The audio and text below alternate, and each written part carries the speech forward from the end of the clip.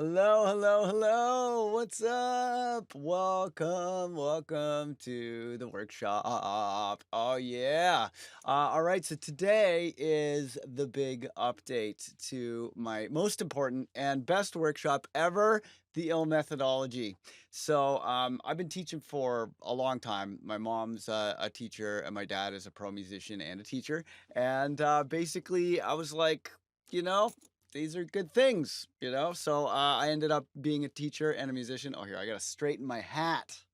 There we go. So I ended up making music, and I always was really open to teaching and help people finish tracks. And before I was touring and stuff, I would, ghost produce for people or go over to people's houses and like trick out their studios and set them all up and stuff. And if you are an up and coming musician, you can pretty much start making money as soon as you're good enough to finish tracks that people are impressed by. You don't actually have to be famous to make a decent living as a musician. There's always work, ghost producing, finishing people's tracks, etc. And there's always people out there who are dying to learn more about music. And if you can teach them and teach them well, that's all the credibility you need. Because really, there's only one thing that matters in music, and that is results. Are the results great or are they not? So I'd always been into teaching and sharing knowledge and stuff. And in 2011, I filmed a workshop after touring for like, geez, I toured that workshop for maybe like a year. And after working with a lot of different musicians, both, super famous musicians who brought me in as like a hired gun to help them with their live setups or whatever, or working with students who were like, struggling to do what they wanted to do, or, had creative blocks or whatever. I learned that basically no amount of sample packs or presets or whatever is going to make your music for you. You can only proceed.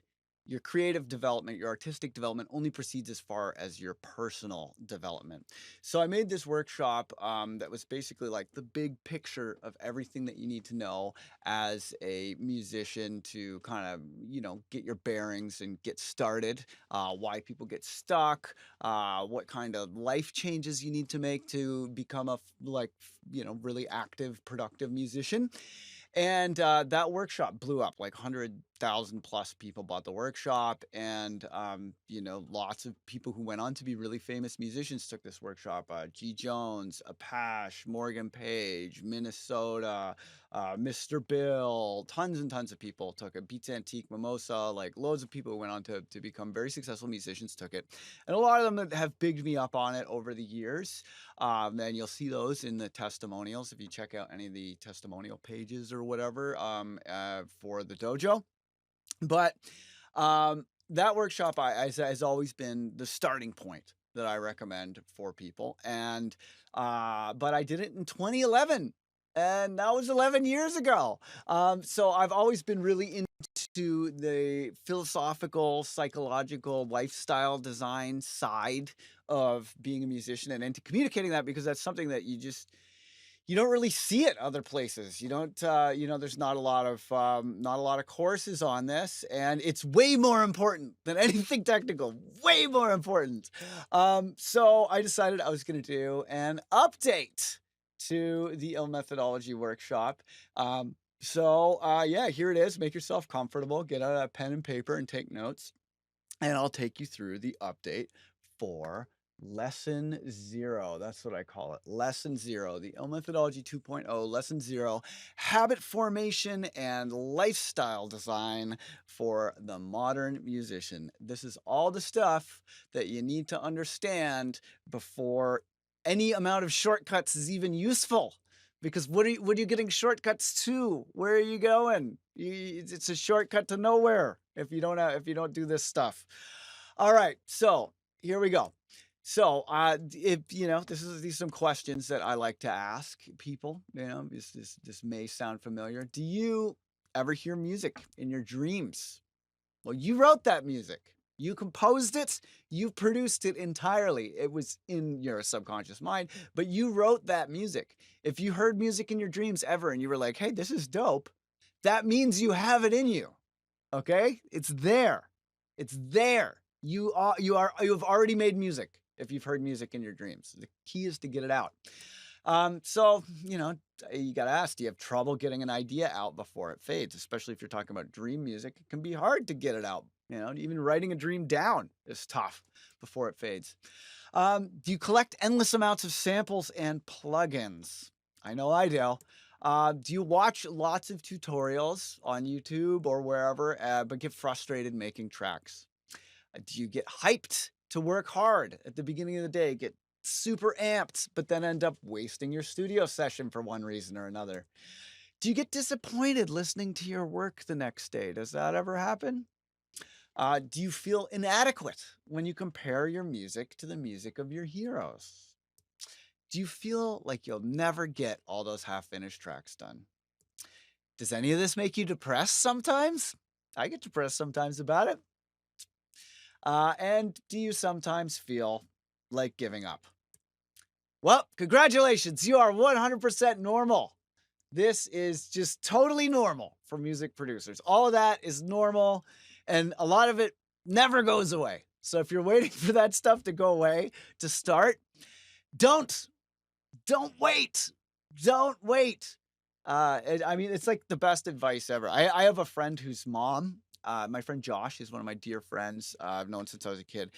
And his mom died of cancer recently. And he was hanging out with his mom on her deathbed.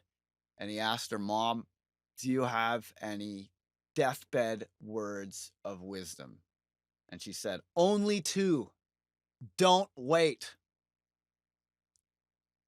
Heavy, heavy. So don't wait.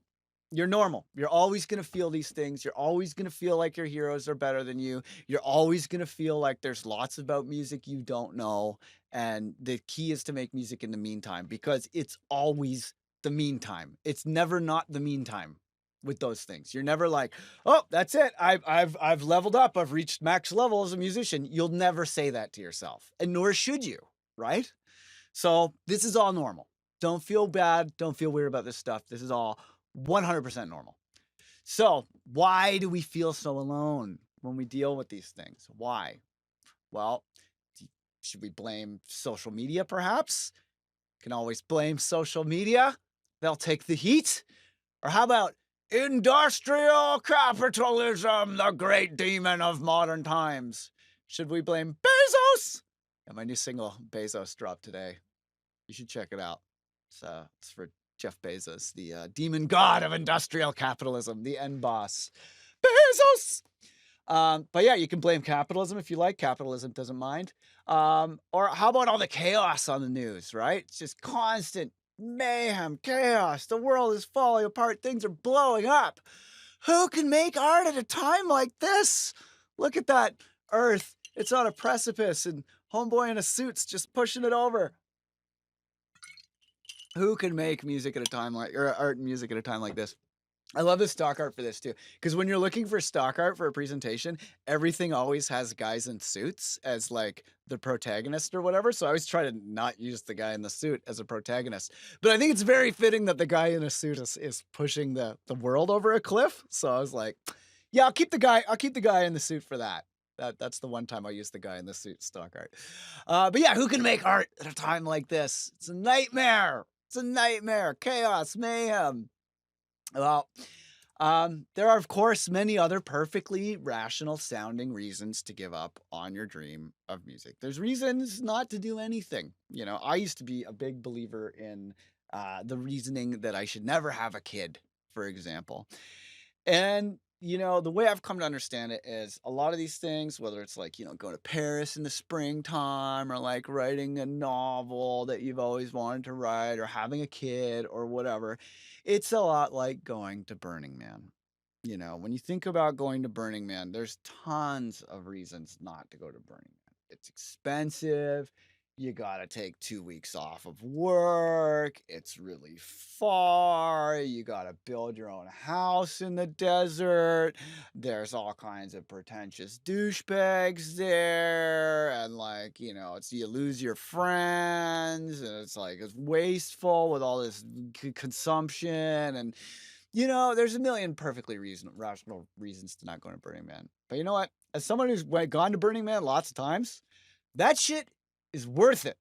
It is totally worth it. It will change your life and make it way better. And when you're at Burning Man, you'll be sitting there and you'll look at your friends and you'll be like, I can't believe I didn't do this. What was I doing every other year? This is the best, right? Music is like that too. There's there's lots and lots of reasons not to ever follow your dreams, to just play it safe, follow orders, participate in the rat race, listen to all the grandparents in your life, etc. There's lots of rational reasons to do that. But if you know in your heart of hearts that you are a musician, well, listen up, because we're going to talk about this. There are many perfectly rational reasons to give up on your dream of music. But, humans can rationalize anything. We can rationalize anything we want, right? People have rationalized all kinds of crazy things. For example, there is a church about drinking bleach. The FDA was like, if you drink bleach, you'll die. Don't drink bleach. We tried feeding bleach to living things. They always die. That's the point of bleach, right? And there are people out there who are like, no, you know what? The FDA are corrupt. True. And, they don't regulate our food very well. True. And they're in the pockets of the pharmaceutical industry. Also true. Therefore, we should drink bleach. Nah, I don't know about that one. It's a bit of a leap in logic there, guys. But they made a whole church about this to get around the FDA, and they drink bleach. They dilute it a little bit, but they drink little bits of bleach. And one of the most horrible things is they think autism is a disease to be cured, and many of them have kids, and many of those kids are autistic, and they feed bleach to autistic children. It's the worst. This is going on today. Not the most rational thing. Other rational things that we've done in the past that are just as horrible are they used to spray the industrial chemical DDT on children, on cities, on all of our buildings. It is admittedly why we do not have bed bugs as much today, and why there is a resurgence of bed bugs now that we have stopped doing this. But DDT is one of the most toxic carcinogenic things ever. And there's this guy with no protective equipment just hosing down a pool full of children with DDT. There's trucks going through the city blasting the most carcinogenic chemicals that we've known ever, blasting it all over the trees and crops, blasting it all over the hospital, blasting it all over the city, blasting it all over the children. Yep, that seemed rational at the time. This study was really interesting. Anytime you see one of these little links in the presentation notes, I'm going to give you all these notes. If you stay to the end, I'm going to give you all these notes. And anytime you see one of those links, there's a link you can click that has something interesting that I thought you should check out. So this was a study where they had the guy who started the study, the scientist who started the study, he grew up in a community ravaged by addiction, and he saw people get turned into zombies by doing crack and meth, and just becoming incredibly addicted, to the point where he was looking at them and he was like, how can you steal from your own parents? What has it done to your mind? And his hypothesis was that becoming a crack addict makes you irrational, right? It seems a pretty reasonable hypothesis, right? But when they applied some studies of game theory and stuff, and they started paying people to smoke crack and a bunch of other things, and they found out that people who are drug addicts are perfectly rational. They're not insane. They just do things that seem insane to other people because they have very dramatically different values. But even people who are in the depths of a methamphetamine or crack addiction were found to be rational. So our emotions call the shots. You know, we think we're rational and we rationalize anything, but when you actually examine the causes of behavior, it's our emotions. And rationality comes after the fact. A rationalization occurs after behavior. Behavior comes first and then rationalization, which really goes against our notion of free will. But I don't think it's incompatible with free will. I am definitely a believer in free will. I think that there's more to consciousness than science has yet been able to grasp. I don't think it's magic. I just think that we don't understand it yet. But you know, there is some science that definitely understands that decisions come from the unconscious mind, that our unconscious mind is actually running the show, not our conscious mind. Our unconscious mind is running the show. So what we like to believe is that, you know, we have these influences on behavior, like our instincts, our urges, the norms of the society or the activity that we're engaging in, and our habits, that those are influences on behavior, but that reasoning, our beliefs, our desires, our internal monologue, our contemplation and reflection, that reason and rationality is in charge of our behavior. But science has learned that actually it works a lot more like this, where our instincts, our norms, and habits are internalized at an unconscious level. And in the moment, they are what spurs us on to action, and that we rationalize these unconsciously driven actions after we have taken the actions. So they found this out by measuring the brain with brain measuring equipment called electroencephalograms. It's where you set a bunch of magnetic receptors around your nervous system. You've probably seen them before, and you'll see them again in just a second. And they train this machine to detect patterns of activity in the brain. And they found out that they could predict a decision from brain activity before the participant was consciously aware of that decision. So here is a video of that in action from the awesome series Mindfield. Let's skip to, I think it was 14 minutes in. Something else, a split second before you're aware you've made them.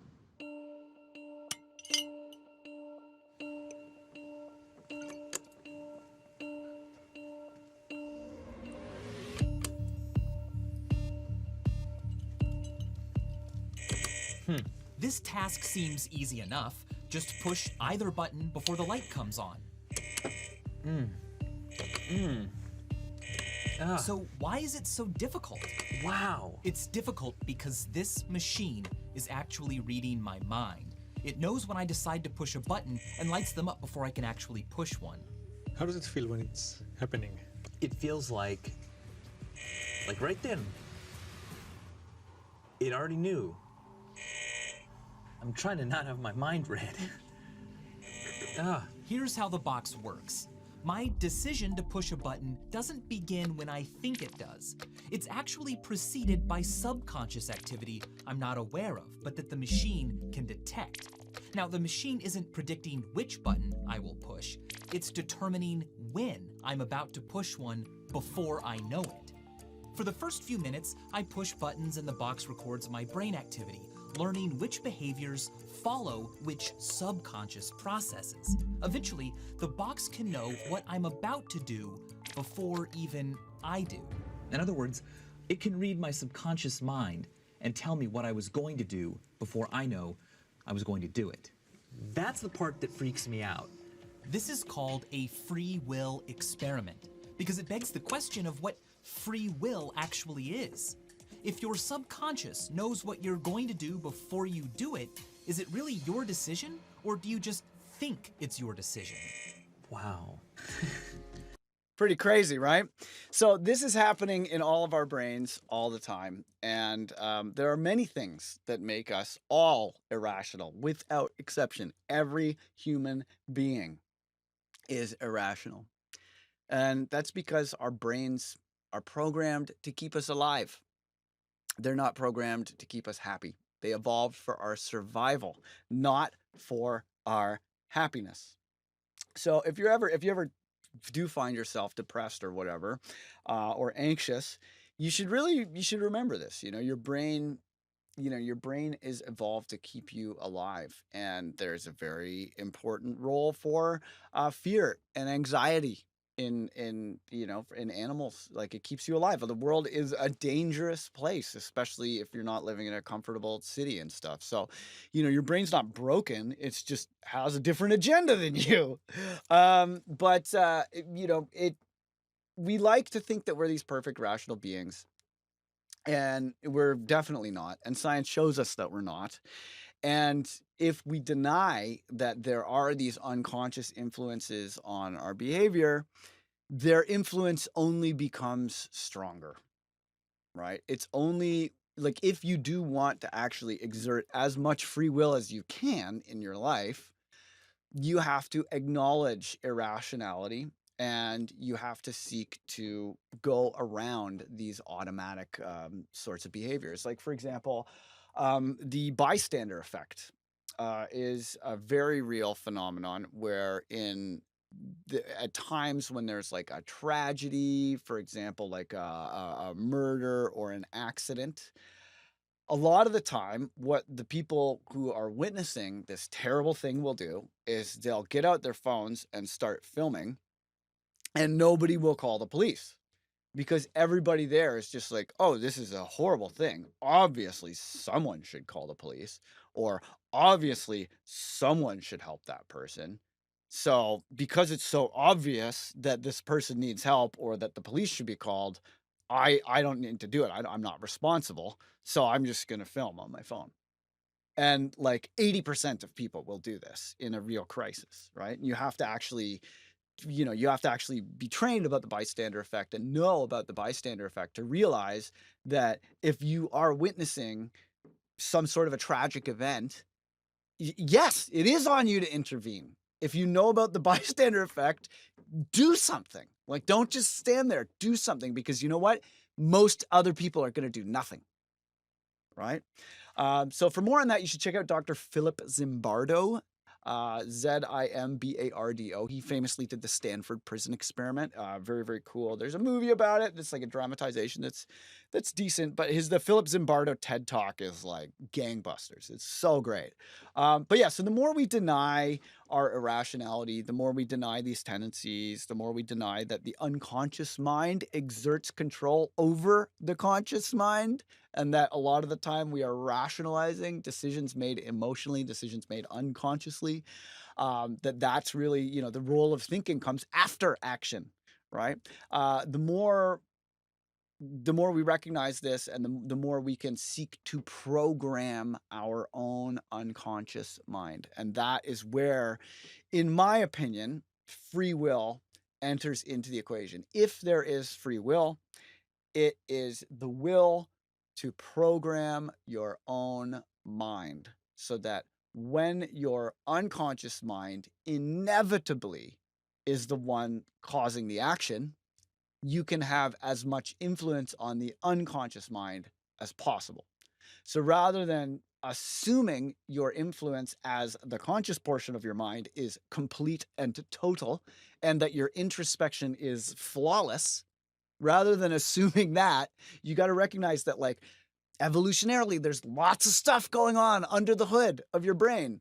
There's lots of stuff going on. And if all of that stuff were in your conscious awareness all the time, you would be paralyzed with information overload, and you would end up getting eaten by a saber-toothed tiger or whatever. So, for the sake of responding quickly, your unconscious mind is driving most of the time, and that's kept you alive. It's not a bad thing that your unconscious mind is driving. It's kept your ancestors alive, right? So it's not bad. Don't think about the unconscious mind as bad. Don't think about, like, acting on the impulses of the unconscious mind and your instincts and stuff as bad, it's not bad. It's not bad. It's just not as available to introspection as the conscious mind. And the sooner you recognize its role, and the sooner you seek to influence consciously the tendencies of your unconscious mind, the sooner you will have some semblance of free will, and the sooner you will actually be able to use your rationality to guide your own behavior. But you're not calling the shots in the moment. You can program your unconscious mind, but in the moment, you're not calling the shots. And that's what that amazing box experiment has shown us. So, some things you should know about are cognitive bias. Okay. This is a really cool diagram of many, but not all, of the cognitive biases. And I would recommend that you read this diagram, on your own time, and check out some of these things. Google some of these different biases, because you'd be surprised just how constantly they are a factor in all of our lives. And if you are ever engaging in debate, or if you're ever having a philosophical discussion with one of your friends and you're trying to get to the root of something, or if you're just assessing the world around you so that you can make better decisions, these things come into play like every single day, every time we think. These things come into play. So definitely check these out. Be aware of these cognitive biases, because you know who else is very aware of cognitive biases is marketers, baby. Oh, yes. Industrial capitalism is built on grifters exploiting your cognitive biases. That's how it works. That's the fuel of marketing. See, like in the 50s, they used to think that, like, if you just rationally explain to someone like what makes your product better than the other person's product, they'd be like, okay, well, when I examine them on paper and I see the statistics and the technical specifications, it's clear that the automobile from manufacturer A is the superior choice. It'll last longer. It'll be more economical and safer for my family. I'll take automobile A and not automobile B. But marketers, thanks to, in large part, Freud's nephew, Ed Bernays, who invented public relations, have learned that it's far more effective to manipulate people's subconscious mind and take advantage of cognitive biases than it is to assume rationality in the consumer. So basically, all of marketing is designed to trick you using all this shit. So you should know about it. Right. And you should recognize that, you're being lied to all the time, everywhere, all day, every day, and try to not be manipulated by them. So, one of the big things that you see manipulating people, manipulating their opinions, and, we manipulate ourselves with this. This is one of the ways we manipulate ourselves. It's with confirmation bias. So, here we have a Venn diagram. On the left side, there is facts and evidence, represented by the red circle. And on the right side, there are our beliefs, represented by the blue circle. The evidence we believe is the intersection of those circles. We have our beliefs are shaping the questions we ask and the answers that we accept. And the majority of the facts and evidence we ignore because it does not confirm our pre-existing bias. Okay, this is real. We do this to ourselves all the time. We trick ourselves all the time, and this is why it's a good idea not to identify with a certain political party or whatever, because as soon as you get into that like my team, your team sort of mentality, there's huge portions of the facts and evidence that you start to ignore, and you start making problematic decisions. So this also comes into play, when we're talking about music. Confirmation bias changes what you hear when you are trying to problem solve in your music making processes. For example, if you have an idea of the correct way to do things, a lot of the time your idea of the correct way to do things is not actually right because it's always evolving, right? And the more you're like, oh, that's just snares on the 2 and 4, the less you notice the micro timing that's giving that beat its groove. The more you're like, oh, that's just a sine wave, the less you're noticing the things that make that sub bass really work. Like, yeah, it started as a sine wave, but there's other things going on that make it really work, you know? And we think like knowing is the enemy of understanding, and when I deal with people who are students who are very intelligent, which is often very intelligent students, quite often.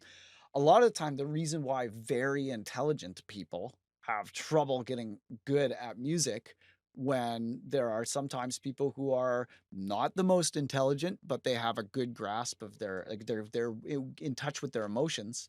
A lot of the time, it's easier for someone who is like an emotional and intuitive person to write music than an intelligent person, because an intelligent person is just perceiving the labels of things often, and there's this old Buddhist saying that like you know uh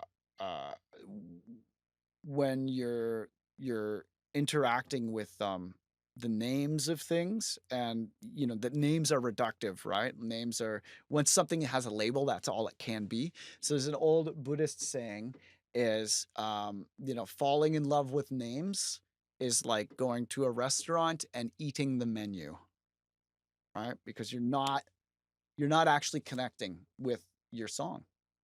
When once everything is just like you got it all locked, you're like, I watched a bunch of tutorials, I totally get what's going on. Then you're going to miss all of the subtlety out there. You're only going to hear what you think, and you're not going to connect with the sounds on an emotional level. So confirmation bias affects how we digest information in the world. It affects the echo chamber that we create for ourselves on social media, and it also affects how you perceive your song. So confirmation bias is a very, very important bias, but it's much, much easier to tell people what they want to hear, and that's why there's always a big line for comforting lines, and nobody wants to hear unpleasant truths. It's sad, but that's just human nature.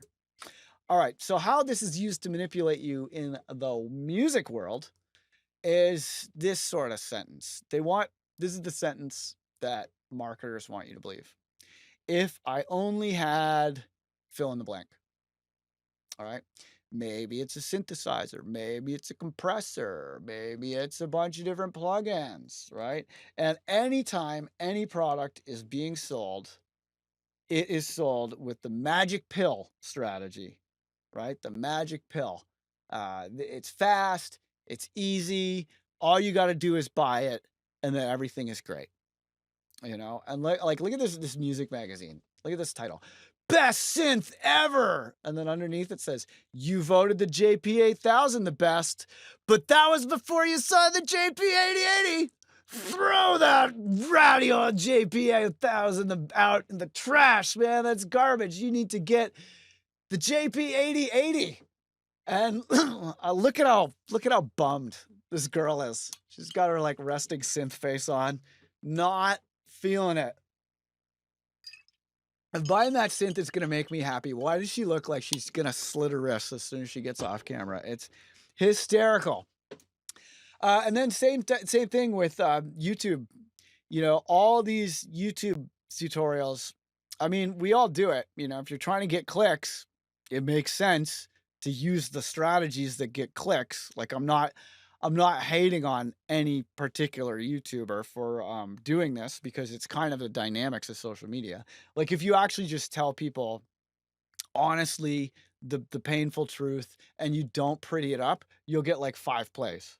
Like that's just how it works. So, and I forget the name of this dude, but I've watched a bunch of his YouTube videos, and he's not an asshole.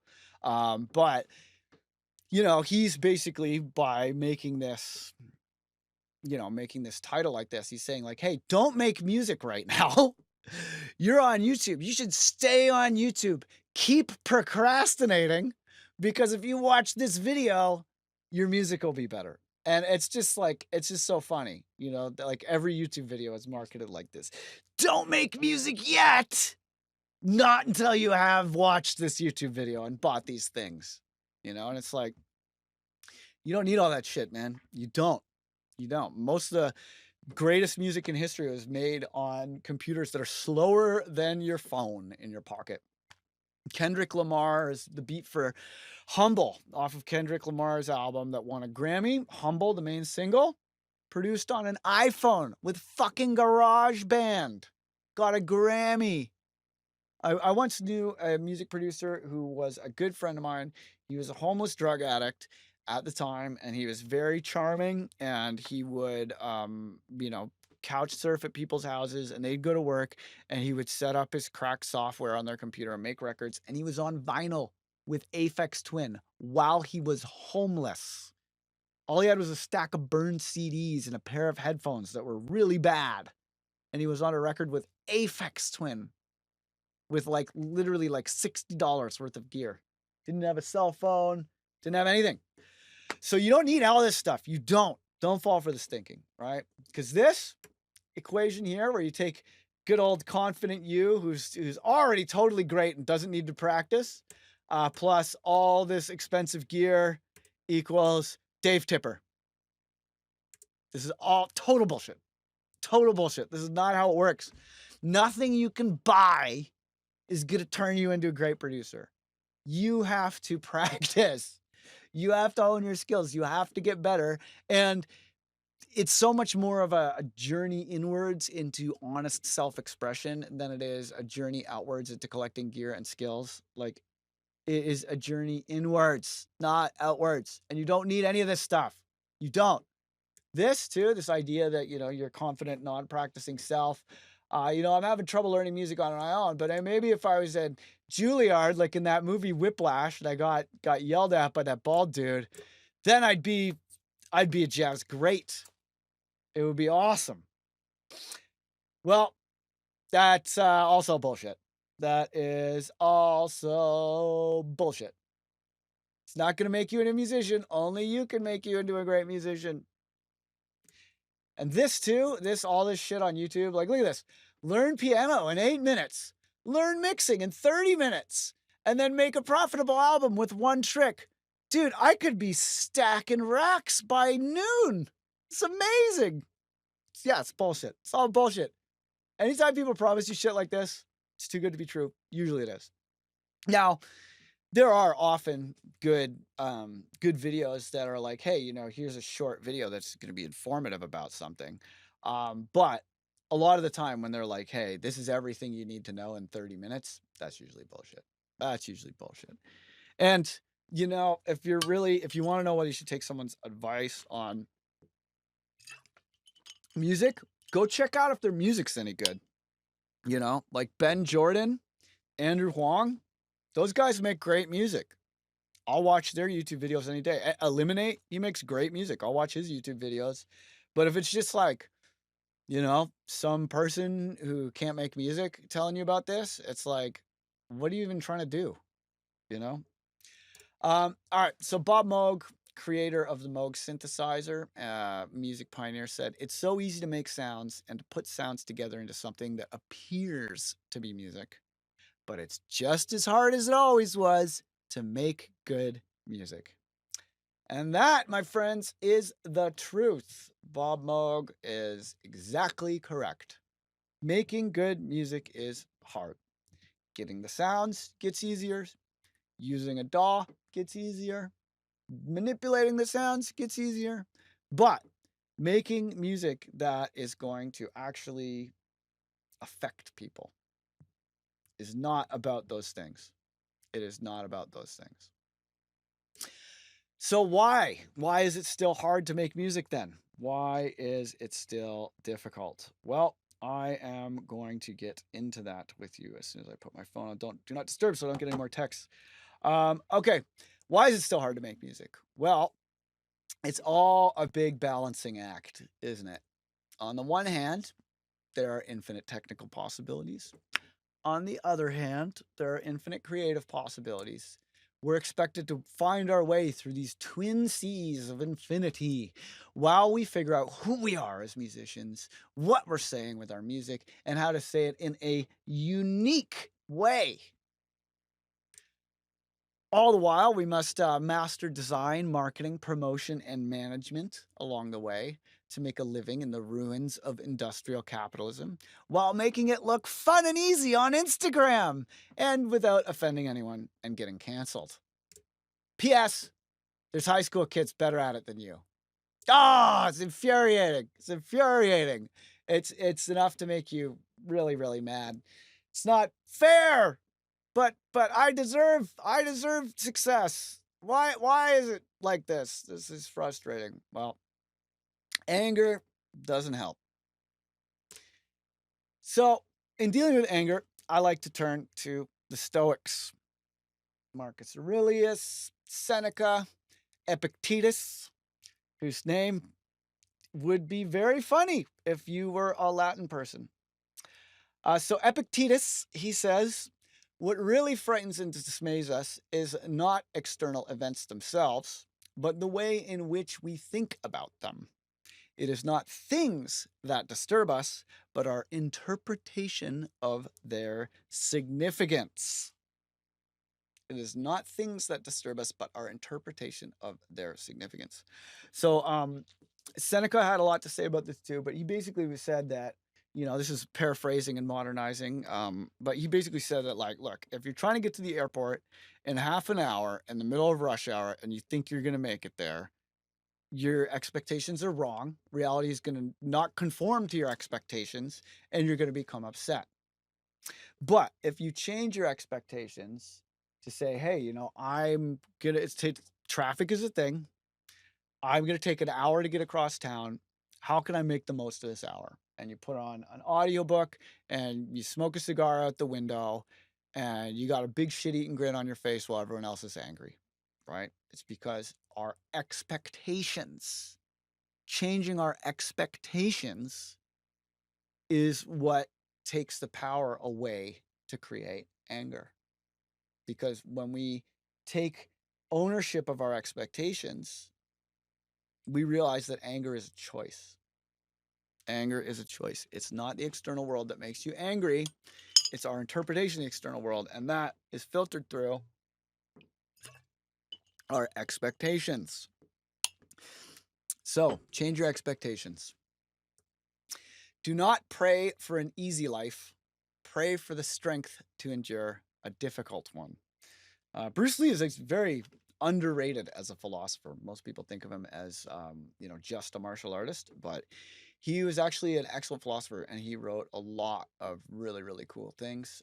There's a Bruce Lee podcast that I'm really into where his surviving family, talk about his life and teachings and philosophy. And they really, they're really trying to bring Bruce Lee's philosophy to the spotlight. But don't pray for an easy life. Pray for the strength to endure a difficult one. Words to live by. A quote that is also put this way by Teddy Roosevelt, who is at once a great man and an awful, awful fucking drunken racist. But he was president and he did some impressive things and he is right about some things. And this is one of the things that he is right about. He said, nothing in this world is worth having or worth doing unless it means effort, pain, and difficulty. I have never in my life envied a human being who led an easy life. I have envied a great many people who led difficult lives and led them well. Because, what's the point? If you just get handed everything in life, you don't even find out who you are. You don't even find out what you're made of. And it's not very inspiring to other people. And it's just not, your legacy and your impact on the world are not going to matter nearly as much to other people. Other people aren't going to feel it as much if you're just handed everything. Okay, so you might be saying, but Dylan, it really does seem easy for some people. Like I see people out there, they're having a lot of fun making music and it doesn't seem hard. They don't get depressed like me. Their life just seems like one big high five from God. What is the deal? Well, there are some obvious cliches about this, but they're cliches for a reason. And you shouldn't ignore things just because they're cliches. That was a big mistake that I used to make. I used to be like, oh, yeah, everything popular is wrong. Everything cliche is stupid. But it's not stupid. You should not compare your behind the scenes with someone else's highlight reel. And you should recognize that the success you see is the tip of the iceberg. Beneath the surface lie failure, setbacks, naysayers, rejections, criticism, doubts, sacrifices, risks, just late nights, persistence, hard work, courage, vision, action, passion, dedication, innovation, and dreams. Side effects may include. No, sorry, I was just trying to be fast there. But yeah, this is true. It's cheesy, but it's true. And if you understand that, and you still looking at why is it so much easier for other people than me, you might be like every other music producer ever engaging at some level in self-sabotage. And, this is why and I always make the point that learning to become a successful creative person, like successful in your artistic output, not necessarily financially successful, but successful in your artistic output, learning to be an artist, a high level artist is as much about unlearning as it is about learning. And you've got to train yourself to get out of your own way. Get out of your own way. So, how do we do this? Well, you got to ask, okay? You got to introspection, philosophy once again to the rescue. So we all do it. It's a constant struggle. And some of the sneaky forms of self-sabotage include not finishing things. We often people will say, I'm a perfectionist. I don't like finishing things. But what that means operationally, I'm a perfectionist in practical terms means I'm a procrastinator. Because basically, what this person is saying is they're saying, hey, my ego is so fragile that I can't call anything done unless I feel it is absolutely immune to all criticism at all levels. And this is a trap of the ego. We want all of the praise and none of the criticism. And if you don't finish things and you show them to your friend can be like, hey, I like this. And you're like, awesome, sweet, I'm so great. And then you get all the praise. But if they say, hey, I don't particularly care for this piece of creative output, you get to say, well, it's not done yet. It'll be perfect when it's done. I'm a perfectionist. Trust me, I'm not going to let it out the door until it's perfect. And then you get to dodge all of the criticism. So, perfectionism is procrastination. Okay, that is a very sneaky form of self-sabotage that many artists go through. Perfectionism is procrastination.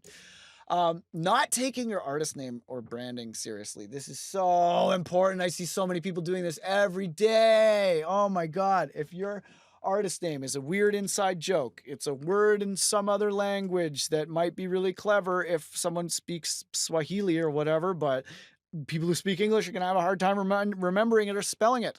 If it's got, like weird spelling, the thing where you ditch the vowels is pretty common now. You can say like, it's this word, but without the vowels. And people will be like, oh yeah, like a trap DJ, and they'll be fine. But if your name is hard to spell, like my friend Andrelian, his name's Andre, and his artist name is Andrelian, which is easy to say, but you spell it Andreilien. So it's like really hard to remember. Your brain, there's no other words that have that Eilie. It's like, or at least probably very few that have that word combination. It hurts your brain. It doesn't work. It doesn't stick in your brain. And you got to recognize that like you can only become as big as your brand. Okay. Whatever the name you choose, that's as big as you can get as an artist. And you should choose it wisely. Give yourself big shoes to fill when you're coming up with an artist name. Like it's really, really important. Make sure it's easy to spell, easy to remember. It doesn't have a lot of other artists with the same name.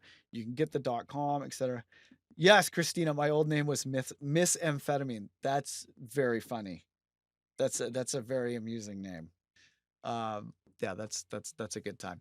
Okay, so not taking artist name or branding seriously, and it's like your name. It can be something gnarly or fucked up or weird or silly. It just has to be like memorable, and it has to have like positive associations in people's mind. It has to have positive associations, like at some level. Like if you're like, If you're like, oh yeah, I'm gonna be like Dick Side Cheney, that's funny, but Dick Cheney's a war criminal. You don't want to name yourself after a war criminal. I mean, oh geez, how do you think I felt when Bill Gates guys Epstein ties came out? Oh man, that was a bummer. That was a real bummer. Oh, I'll never forgive him for that. But yeah, not taking your artist name and branding seriously is very important. And not taking visual presentation seriously. Like if you have just like whatever shitty iPhone photos instead of press photos, if you have like, your pictures of your messy room or your messy desk all over your SoundCloud, or just like some shitty logo your buddy did in MS Paint or whatever, um, you're basically telling the world not to take you seriously. You're saying, hey, I don't take myself seriously enough to put any time or thought or energy or money into my visual presentation. So you should not take my music seriously. That is the message you are sending loud and clear. If you don't take care with your artist name and branding, and you do not take care of your visual presentation,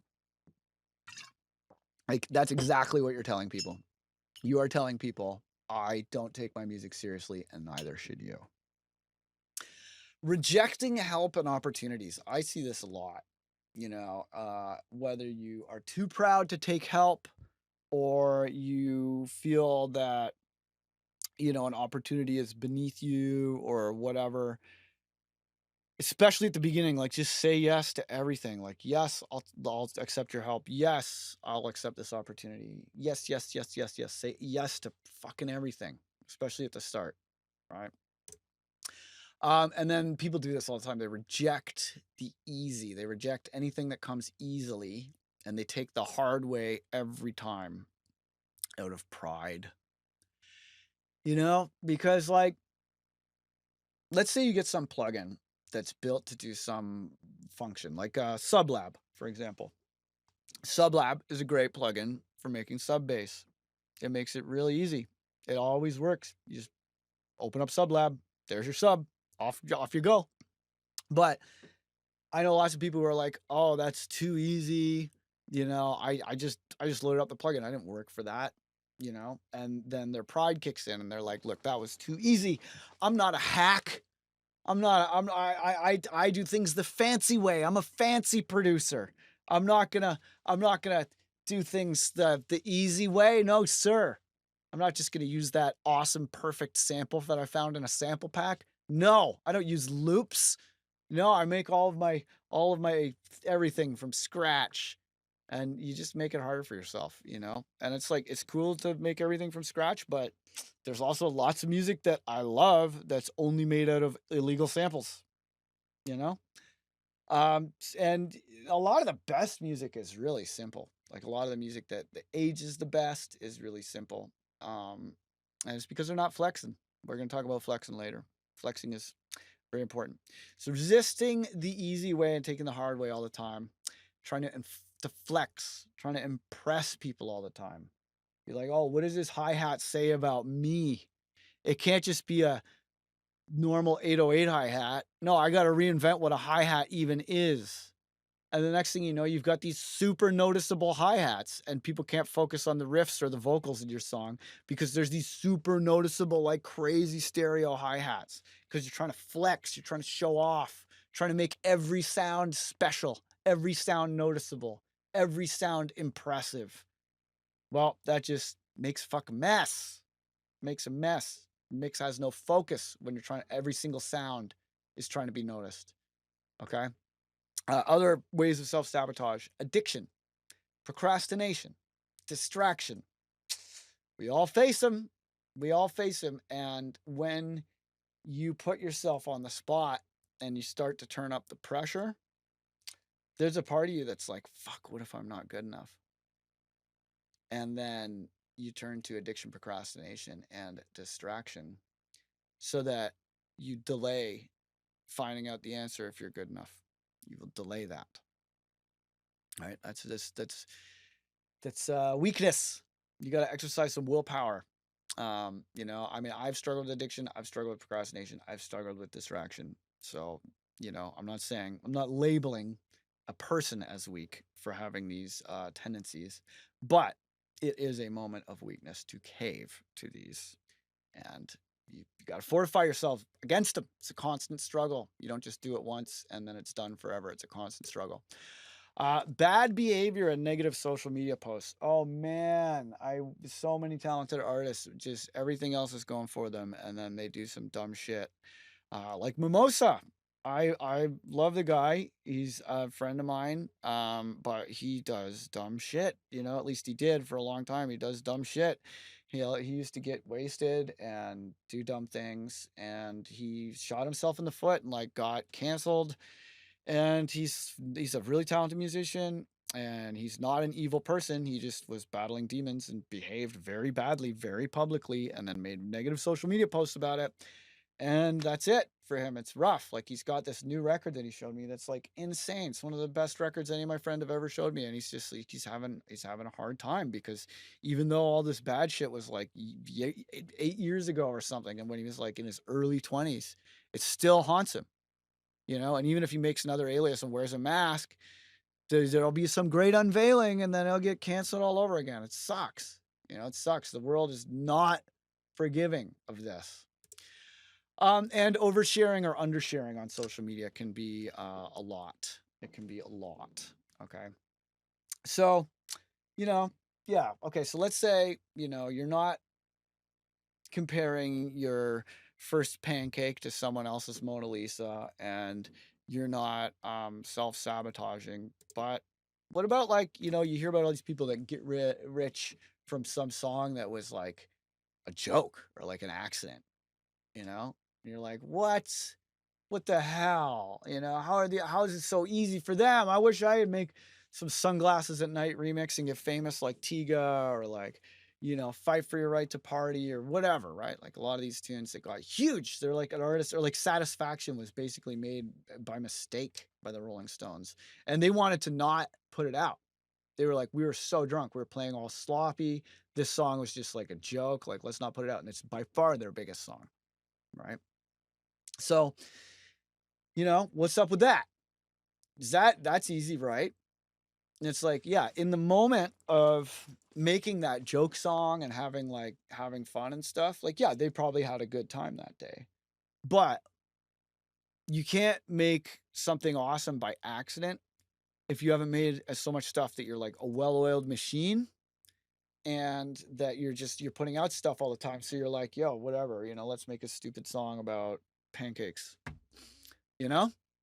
So you got to be a master, and you got to lighten up for this to even be possible. So, and the reason why this comes down to it, or what this comes down to, is how fans hear and feel music differently from music producers, right? Because the tendency as a music producer, especially when you're like, when you're trying to get good, is you look at a track like Ass and Titties by DJ Assault, for example. A lot of people will look down their noses at this track. Like, here, I'll play a little bit of Ass and Titties for you. A lot of people look at this track and they're like, this is garbage. I hate this. This is like a Kissinger level crime against humanity. But this made a lot of people happy. And this track made his whole career. He's had like a 30-year thriving career. Look at this. 7.5 million plays on this fucking YouTube video. Just on the YouTube video, 7.5 million plays. Ass and titties, ass, titties, titties, ass and titties, ass, titties, ass and titties, ass, titties, titties, ass and titties. Big booty bitches that's wearing guests. Come on, ho, let's go to the easy rest. When I see ass, titties, ass and titties, ass, titties, titties, ass and titties. Big booty bitches that's wearing guests. Come on, ho, let's go to the easy rest. When I see ass, titties, ass and titties, ass, titties, titties, ass and titties. Ass, ass, ass, ass, ass, ass, ass, ass, ass, ass, ass, ass, ass. You a light-skinned bitch. It's like that's the song. That's how that song goes. Massively popular song. Because of the thriving 30-year international touring career based on this song. And you might say, like, look, that's just a drum machine and swearing. And he says a lot of really dumb things. Like, I'm mad, because, you have these expectations, and like being successful in music, it's not about hard work. It's not about skill. It's not about deserving it. The universe doesn't care about that shit. Fans don't care about that shit. They don't care how skilled you are. They don't care whether you deserve it or not, really. They care about a few things, and I'll get into in this slide. So us musicians, we listen for skills and chops, and we listen for the flex. We're like, how original is this person? How skilled are they? How are they pushing music forwards? That's what we care about. But not fans. Fans listen to music because of how it makes them feel. They don't care about your chops. A lot of time fans will listen to a musician that they might like totally hate, but they listen to their, like, for example, like, Born in the USA, the original record cover was Bruce Springsteen pissing on an American flag.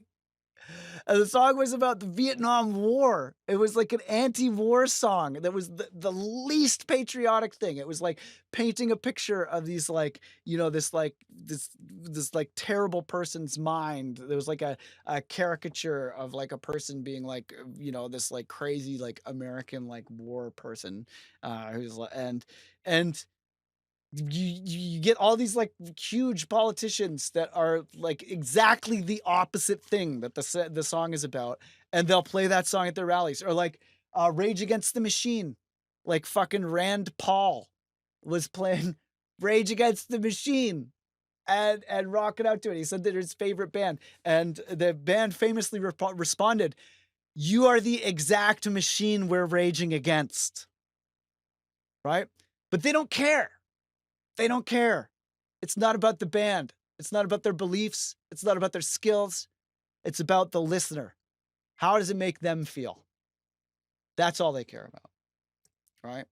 So when you try and flex, it's about you. You're trying to make this about you. It's not about you.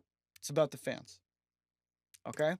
So this is why, like novelty acts, you usually see them live only, like those, one person bands where someone will be playing like, kick with their right foot, snare with their left foot. And like, they got to like shaker under their arm, and they're playing guitar with two necks and blowing a harmonica and singing at the same time. Like, that's cool. That might get 3 red buttons on America's Got Talent or whatever. But are you listening to records by acts like that in your actual listening life? Are there any one person bands in the Rock and Roll Hall of Fame? Has a, like, no, there's one producer bands like, Foo Fighters or Nine Inch Nails or whatever, but they still have other people on stage live. It's not like it makes sense at a music festival only, right? Doesn't make sense as a listening experience. Fans don't listen for that. Fans consume music in 2 different ways that I want to kind of highlight here. There are sometimes more, but in general, there are 2 different ways that you should get your head around because it'll help. Okay. So fans consume music without what I like to call situational intent. Okay. This is playlists for partying, playlists for breakups, playlists for the gym, playlists for studying, playlists for having sex, right? People make these playlists. These playlists serve a purpose in their life. And a lot of the time, people are really into going out and following playlists like this on Spotify. For example, the Chilled Cow on YouTube is a 24/7 live stream of lo-fi hip hop. At any one time, there will be 30 to 50,000 people listening to this live stream. And it's got this anime picture of a girl studying, and she's got a cat.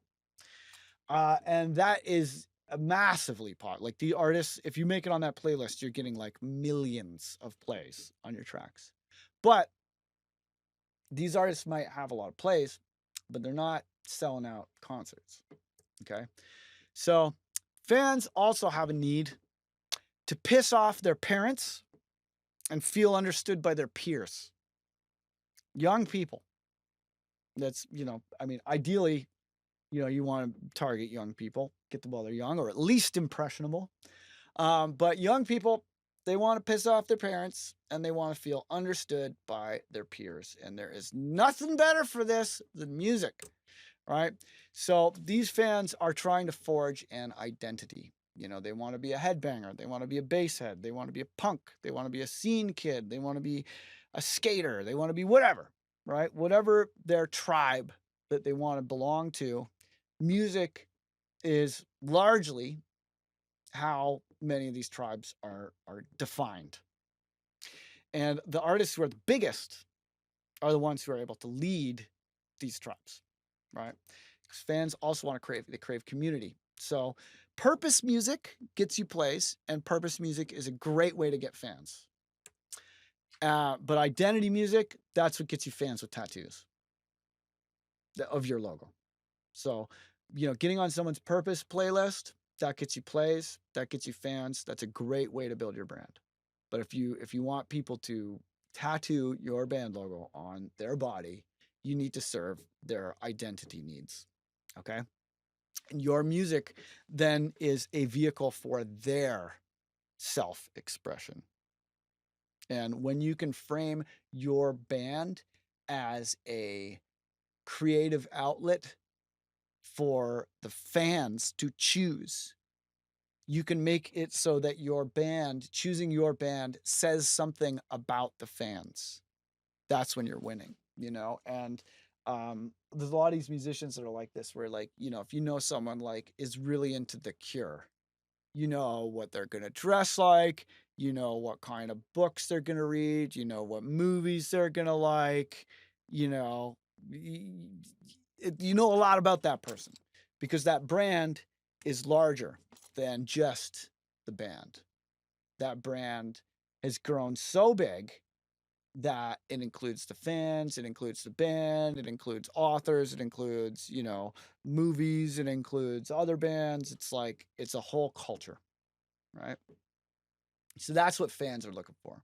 They're either looking for purpose playlists, like party playlists, breakup playlists, fuck playlists, etc., or they're looking for identity. They want to piss off their parents and they want to feel understood. All right. So, what about those 5 beats a day people? That seems easy, right? Those people that's easy. Well, you see a lot of people that are saying, "Hey, I made 5 beats a day. I made 100 beats in a month. I make 10 beats every day." And you might look at this and be like, "Look, formulaic cookie cutter music is bullshit. I don't want to make music like that. So, like, fuck that." Right? But these people are actually, this is good. This is not bullshit. Okay? So the reason why people often talk about 5 beats a day, that comes from Kanye West. Love him or hate him, he's made a big impact on the world. And his advice is to young, you know, musicians is lock yourself in a room doing 5 beats a day for 3 summers. Lock yourself in a room doing 5 beats a day for 3 summers. And that's how I got good. That's how Kanye got good. That's how a lot of musicians get good. You know, you gotta get those reps, get those numbers up. It's like going to the gym. So a lot of people in the dojo have had great success with the 100-day beat challenge. There are other videos in the dojo about this. You should definitely check them out. But 100-day, like, you know, forming a daily habit. That's really the name of the game. Getting into the daily habit of making music. I make music every single day without fail. I don't take days off. You know, I might make music less one day, but I'm always doing something with music every single day. And the reason for that is this. Okay. You know, I'm always trying to get those reps in because I know it's only, you know, it's like in a video game. You only get your XP when you kill the monster. You know, you got to level up. You need to complete things to level up. So this is from Ira Glass, creator of This American Life. He's one of the people that like defined podcasting as a medium. He said, "Nobody tells this to people who are beginners. I wish someone told me. All of us who do creative work, we get into it because we have good taste. But there is this gap. For the first couple years you make stuff, it's just not that good. It's trying to be good. It has potential, that it's not. But your taste, the thing that got you into the game, is still killer. And your taste is why your work disappoints you. A lot of people never get past this phase. They quit. Most people I know who do interesting creative work went through years of this. We know our work doesn't have this special thing that we want it to have. We all go through this.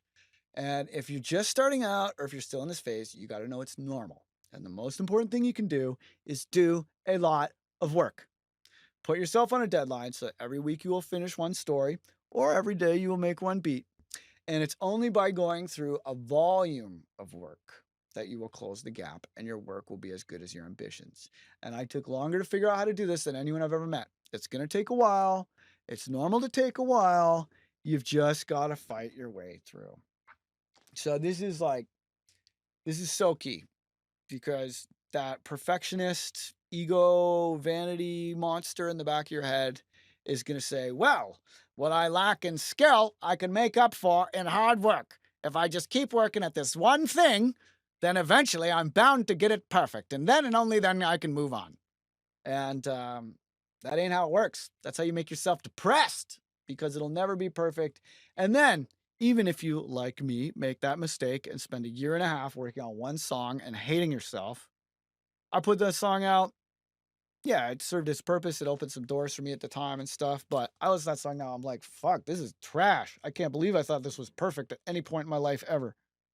So even if you get it quote unquote perfect, your perception of perfect is going to change if you get better.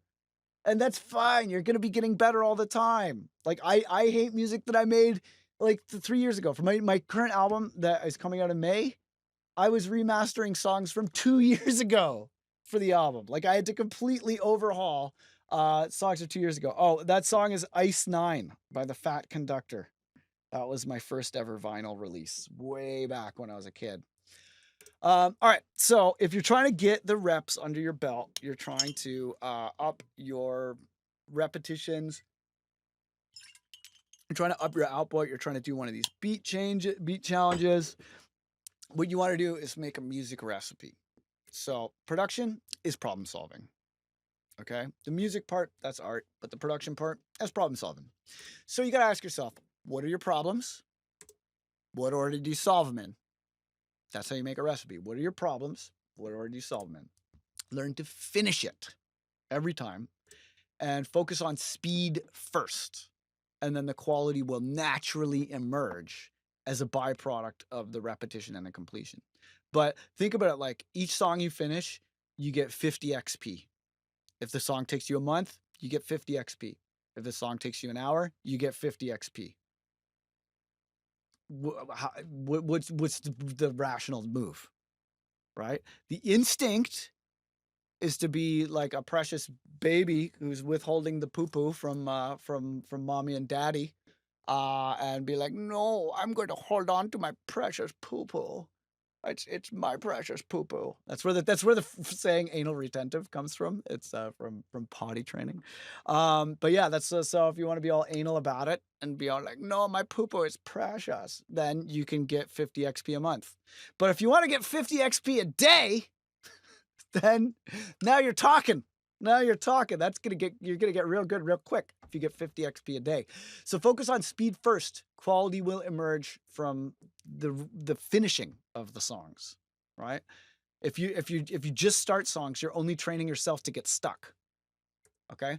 So the recipe obviously evolves with practice. Sometimes you change it in between each time. And if you want to really take it to the next level, I like to do timer beats where I have recipes and I use timer apps for athletes. Put in my steps, boom, make a beat in half an hour. I've released tracks that I've made in half an hour. It's wild. Yeah. So if you want to get lucky, like those people who make hits by accident, you got to make more chances to get lucky because you can't control fate, but you can roll the dice more often. And rolling the dice more often at a casino is bad because they don't pay for that shit by losings, you know? They don't pay for that shit by giving everybody who goes to the casino rich. Statistically, at a casino, you're going to lose. If you get lucky at a casino, quit. Because if you keep playing, statistically, you're going to lose, right? Rolling the dice more at a casino is a bad idea. But if there is no cost to you actually making a track other than like, half an hour of your time or an hour of your time, then yeah, you want to roll the dice as often as you can. You want to make hundreds of songs, right? So roll the dice more and you increase your chances of getting lucky and making a hit by accident. All right. So often I get the criticism when I explain to people this part of my methods. They're like, but formulaic low effort music is trash. I want to make music that is rule breaking, high effort, intricate music. And I'm like, yo, that's cool. I try to make rule-breaking, high-effort, non-formulaic, intricate music that pushes myself to my limits as well. That is my goal. Nobody is like, yo, I only want to make formulaic, low-effort trash music. Nobody sits down and says that, you know? And if the people who are into formulaic, low-effort music, a lot of those people are like, yo, I'm going to work so hard until I have the perfect formula that I can't make a bad track. You know, so guys like Zaytoven, you know, who did all Gucci Mane's beats and lots of other artists from Atlanta. Zaytoven, like if you actually, you know what? Let's watch the Zaytoven, like, because making formulaic music, it's like you got to put in work to make music that is formulaic and good. So there's this series Against the Clock, which is so cool. But check out Zaytoven's Against the Clock. Like, you have 10 minutes. The whole video is 8 minutes long. Motherfucker finishes early. This is so crazy. This series is the best. Check out Against the Clock. I love it. Yo, what's up, man? It's your boy Zaytoven checking in right here, and I'm going against the clock with Fact TV. Check me out. Let me see.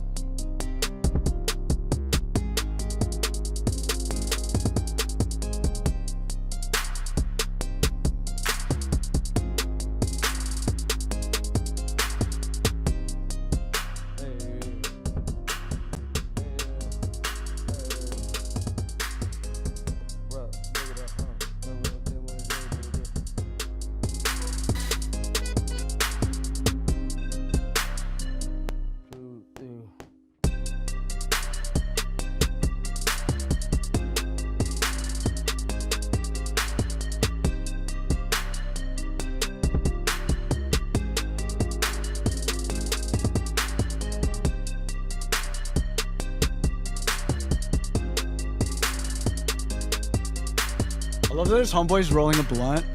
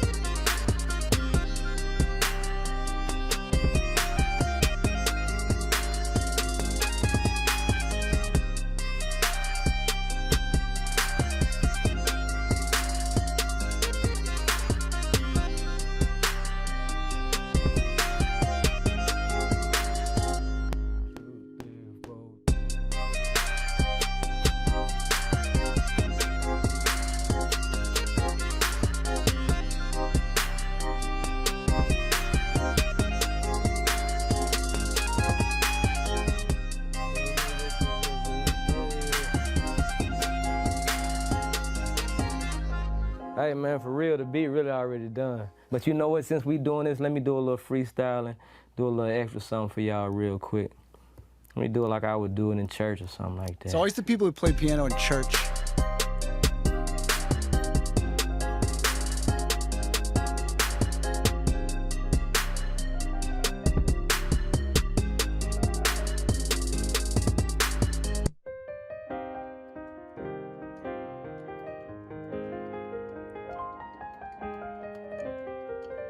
He's not even recording now. He's just jamming for fun. He's just trying to figure it out.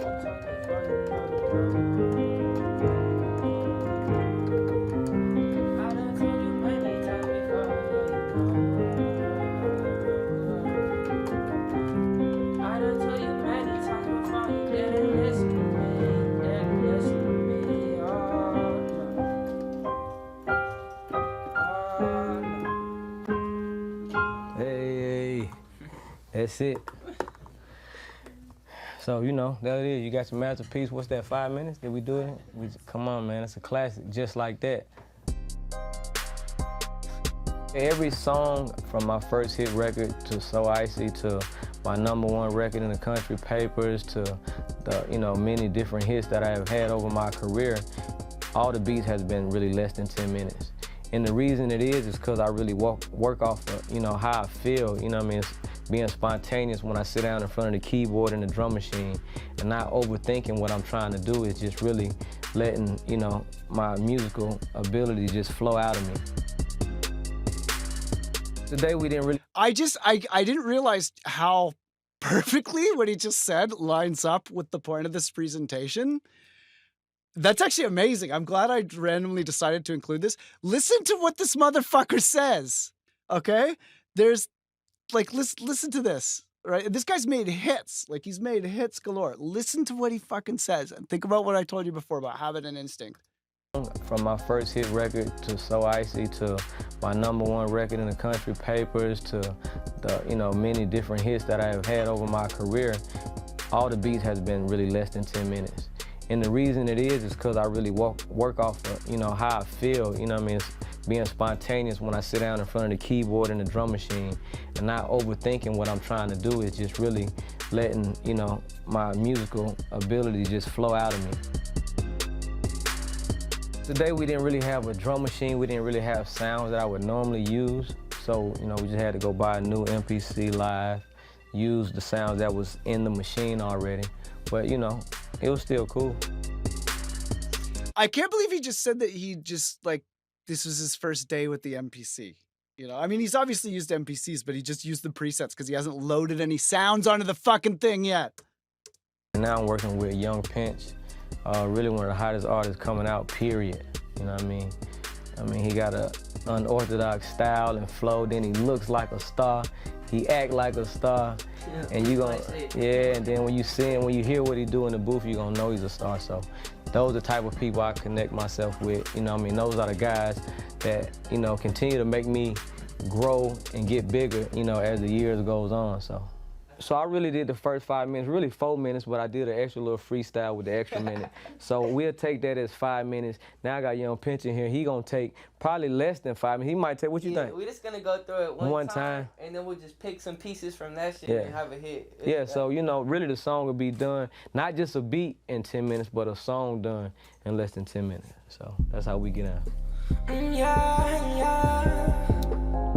Beast boy in the soul.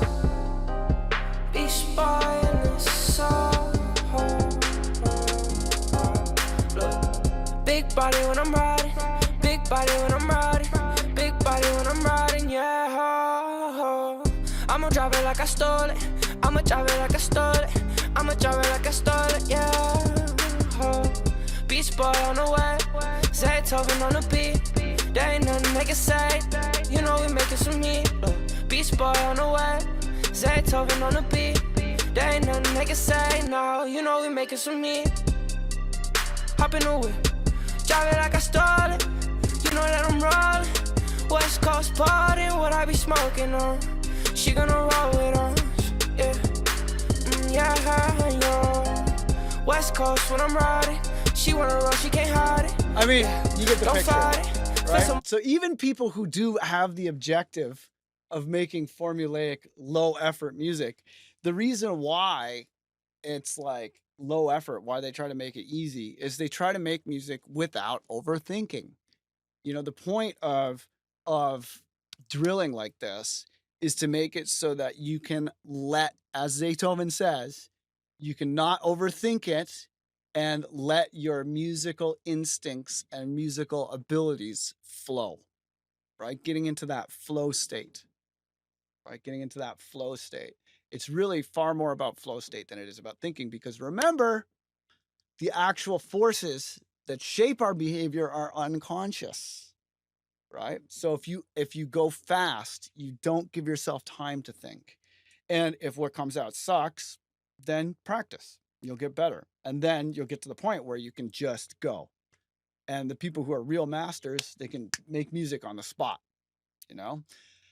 So it's not, yeah, like nobody's trying to make bad formulaic low effort music, you know, myself included.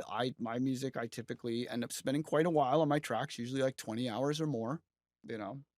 Um, but um, but yeah, you know, nobody's sitting down to make bad music, okay? But you have to make a bunch of bad music to make good music. So if you can embrace like, hey, I'm gonna have to make a bunch of bad music to be able to get to make good music, sooner you embrace that, the better, you know, because you will get good. There's no one who does like 1,000 fucking tracks and doesn't get good. All right. So remember this, you know, also too, if you're like, I don't want to make formulaic bullshit bad music, remember this. The point at first is not the songs themselves. The point at first is not the songs themselves. The point is self-mastery. The songs are just stepping stones in your creative path for you to learn discipline, which is showing up no matter what.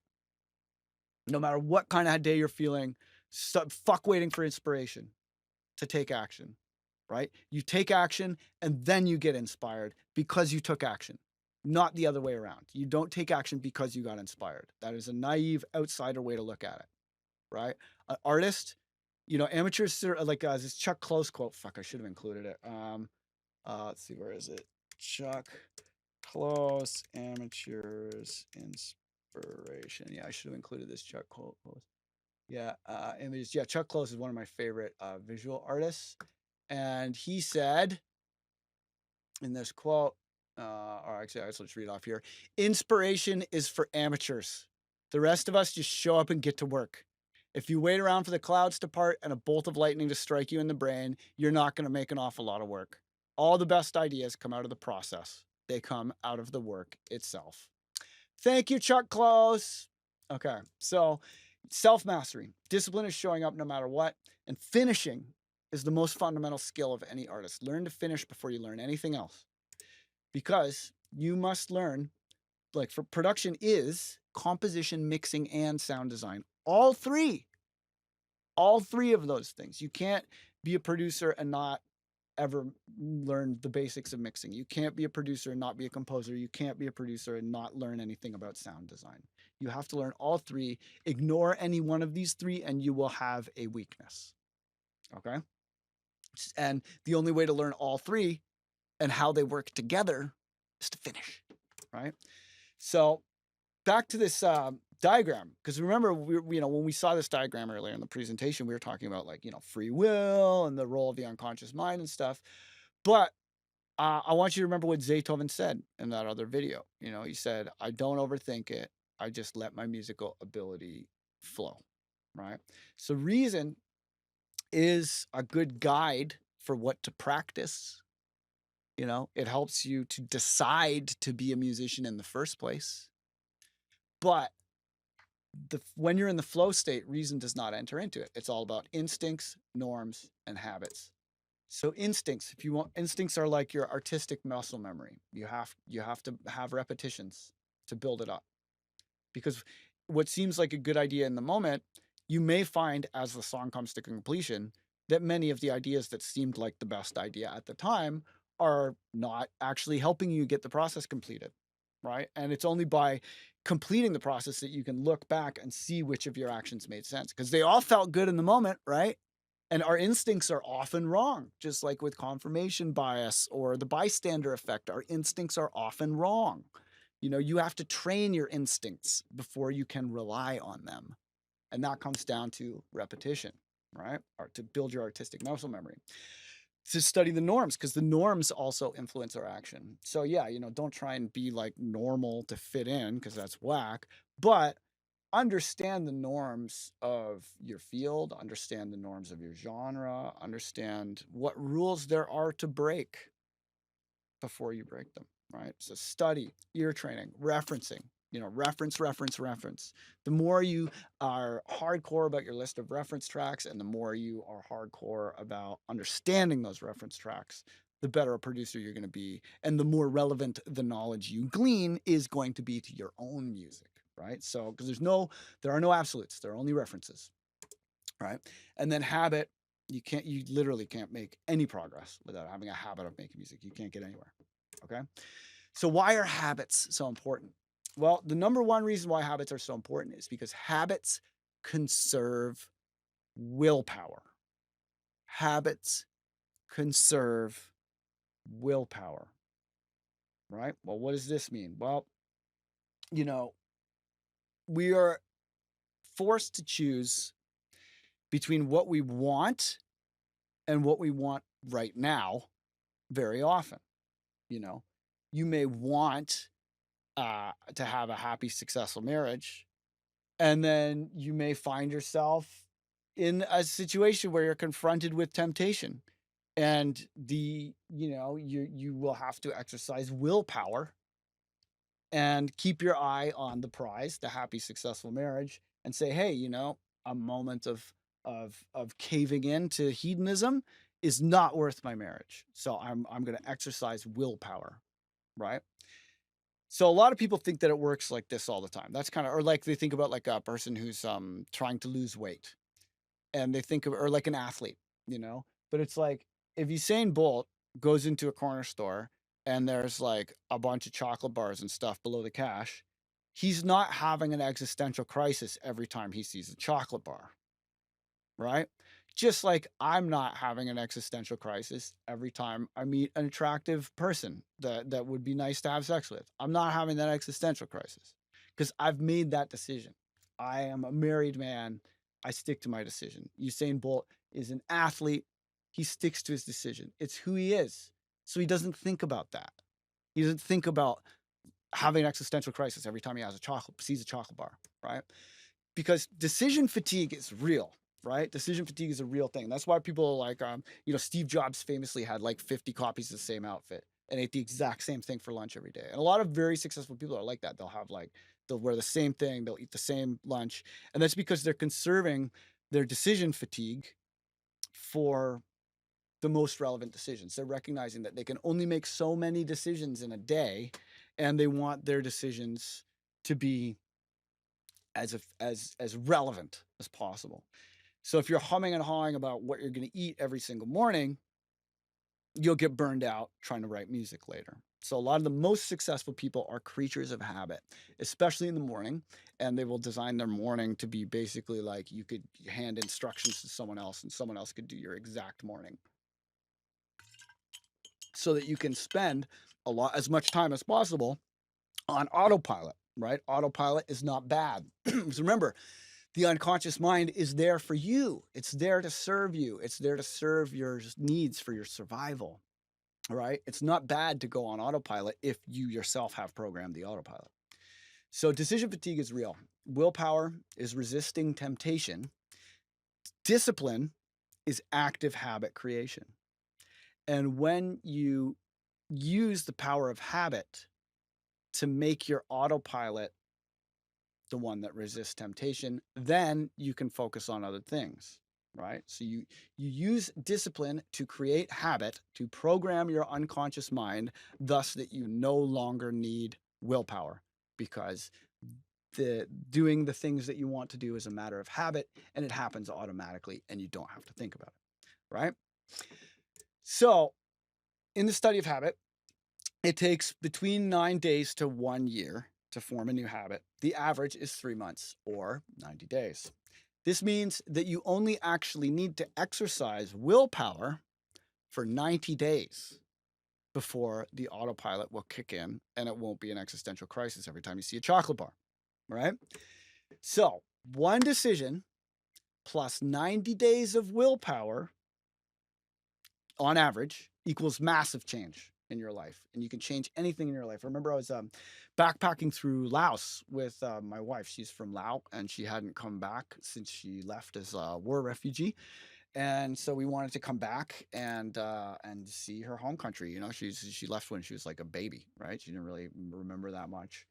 So we went back there, and we were really surprised to meet this, like, there's this American tourist who is really friendly, and he was there with his family, and he like shocked this group of Korean people by speaking like super perfect, like really formal Korean to them. And they were like, what the fuck? Why does this person speak Korean, like this old timey Korean so well?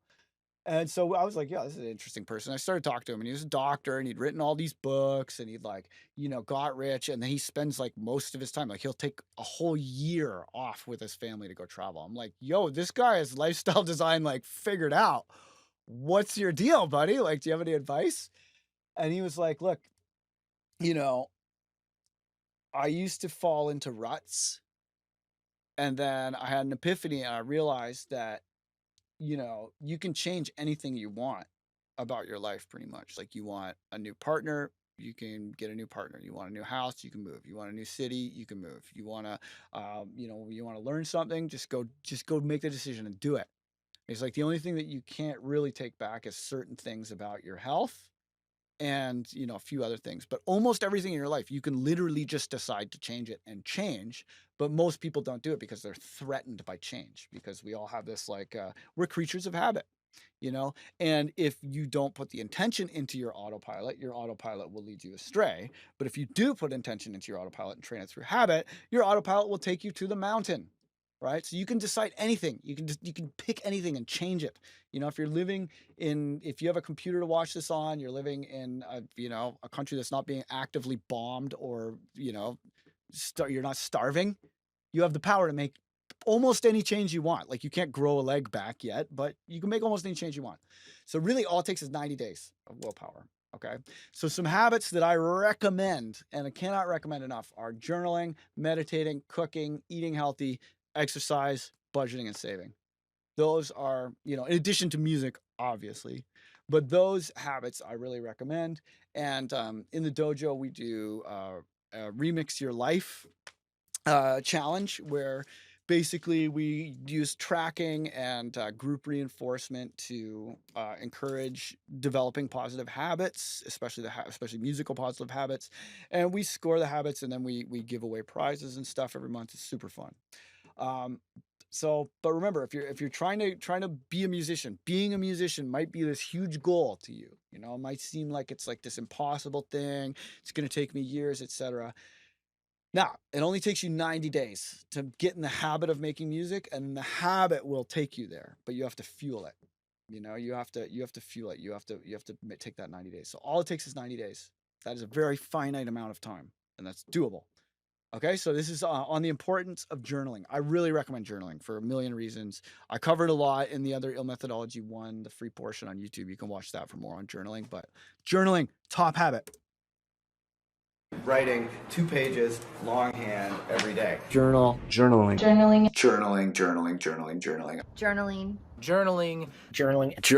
I cannot recommend enough. So I've been recommending it for years. It's really, really important.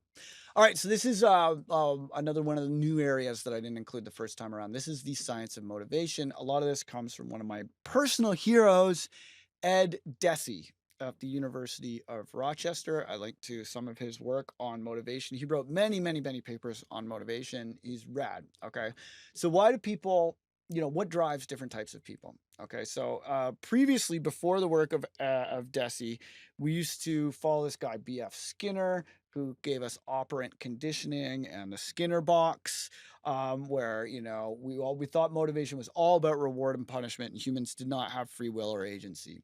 And so extrinsic motivation is the typical form of motivation used still to this day in the school system and a lot of management philosophy. And extrinsic motivation is external. extrinsic, external motivation. It's motivation that comes from outside.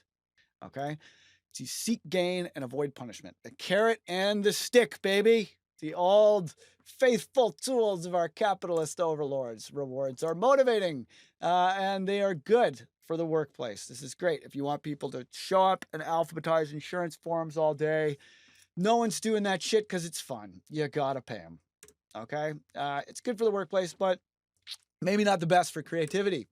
So in comes my fave, intrinsic motivation, which is internal motivation. So there's extrinsic, external motivation, intrinsic, internal motivation. This is where the activity itself is rewarding or fun or enjoyable in some way. The activity might be part of your identity, right? It might be just who you are to do that thing, right? The rewards often are demotivating in this situation. And the intrinsic motivation fosters creativity.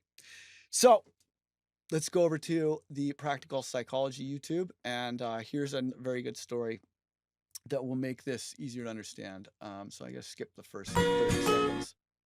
I could come up with a time. So let me tell you a story about an old man, and how I think I've been this old man for a couple weeks. There was this old man who lived on a street corner where a bus used to pick up the neighborhood children, and one day before school, the children saw the old man and started yelling insults at him. Hey old man, did you get your social security check yet? Hey mister, got your yearly prostate exam? I heard you have a yearbook where you circle everyone who has died and you're trying to outlive all of your classmates. Eventually one morning they went so far as to literally pee in his yard. The old man started getting tired of it, so he started thinking. See, the children got an intrinsic reward for insulting the old man, and they enjoyed doing it even if they didn't get paid. Intrinsic means inside of them, not something materialistic. I get intrinsic reward from spending time with my family, giving to charity, and in the past creating these videos. One day, the old man called the kids over before the school bus had stopped and told them that if they came back tomorrow and yelled some clever insults at them, he would pay them each $1. And they were thrilled. I mean, they were basically getting paid to yell insults at this guy. They asked, how stupid could this old man be? The next morning, they came by 10 minutes early just to yell insults at this old man. He paid them each $1 and told them that if they came back the next day, he would pay them 50 cents. And so they went to school with their dollars. The third morning, they came back and he paid the children 50 cents for yelling insults at him. And he told the children the same thing as last time, except only 25 cents. He did the same thing again with 10 cents. And finally, on the fifth day, on Friday, he said he would pay them a penny each to yell insults. Well, they were fresh out of clever insults and they walked away with their heads down and told the old man, it's just not worth that. So they never insulted the old man again. This is a perfect example of extrinsic rewards killing the motivation for intrinsic rewards. The children started off yelling insults for free because it was fun, but by the time their payments had gone down 100-fold, they found it just wasn't worth it. They found that doing something they loved in the beginning was not worth it after being paid.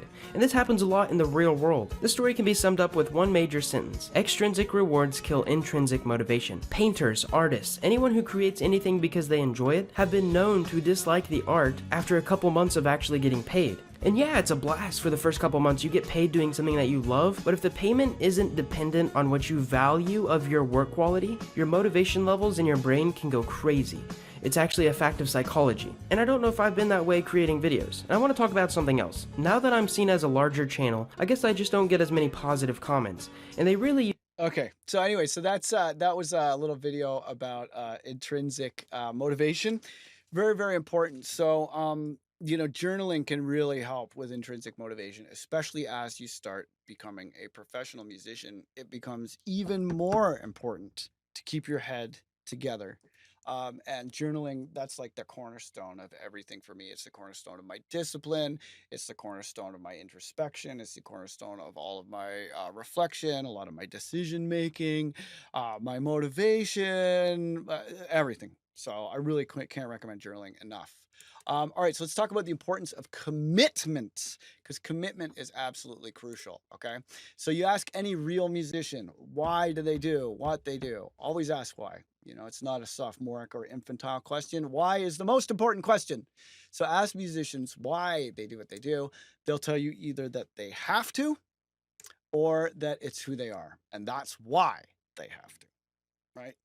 It's pretty much like a universal answer from musicians who are not being like facetious or whatever. They'll tell you, no, I have to, it's who I am, right? And that's because they are intrinsically motivated.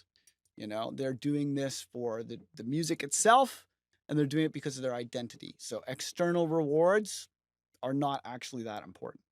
People like to say like, oh yeah, blah, blah, blah. They're just making music for money, et cetera, et cetera, et cetera. Just because someone is successful and makes money doesn't mean that that's the motivating thing in their life. And a lot of the most successful people are not actually motivated by money. The money comes because of how successful they are. It's a byproduct, like I never thought, like I was always raised to think that like being a musician, you're just gonna be poor your whole life. I never thought I would make a comfortable living as a musician. It was always just something I did because I loved it. And because I loved it so much, and I put my heart and soul into it, and I made any and all sacrifices to make it happen, and I kept at it for like decades. Now I've been able to enjoy making a very comfortable living for like a long time.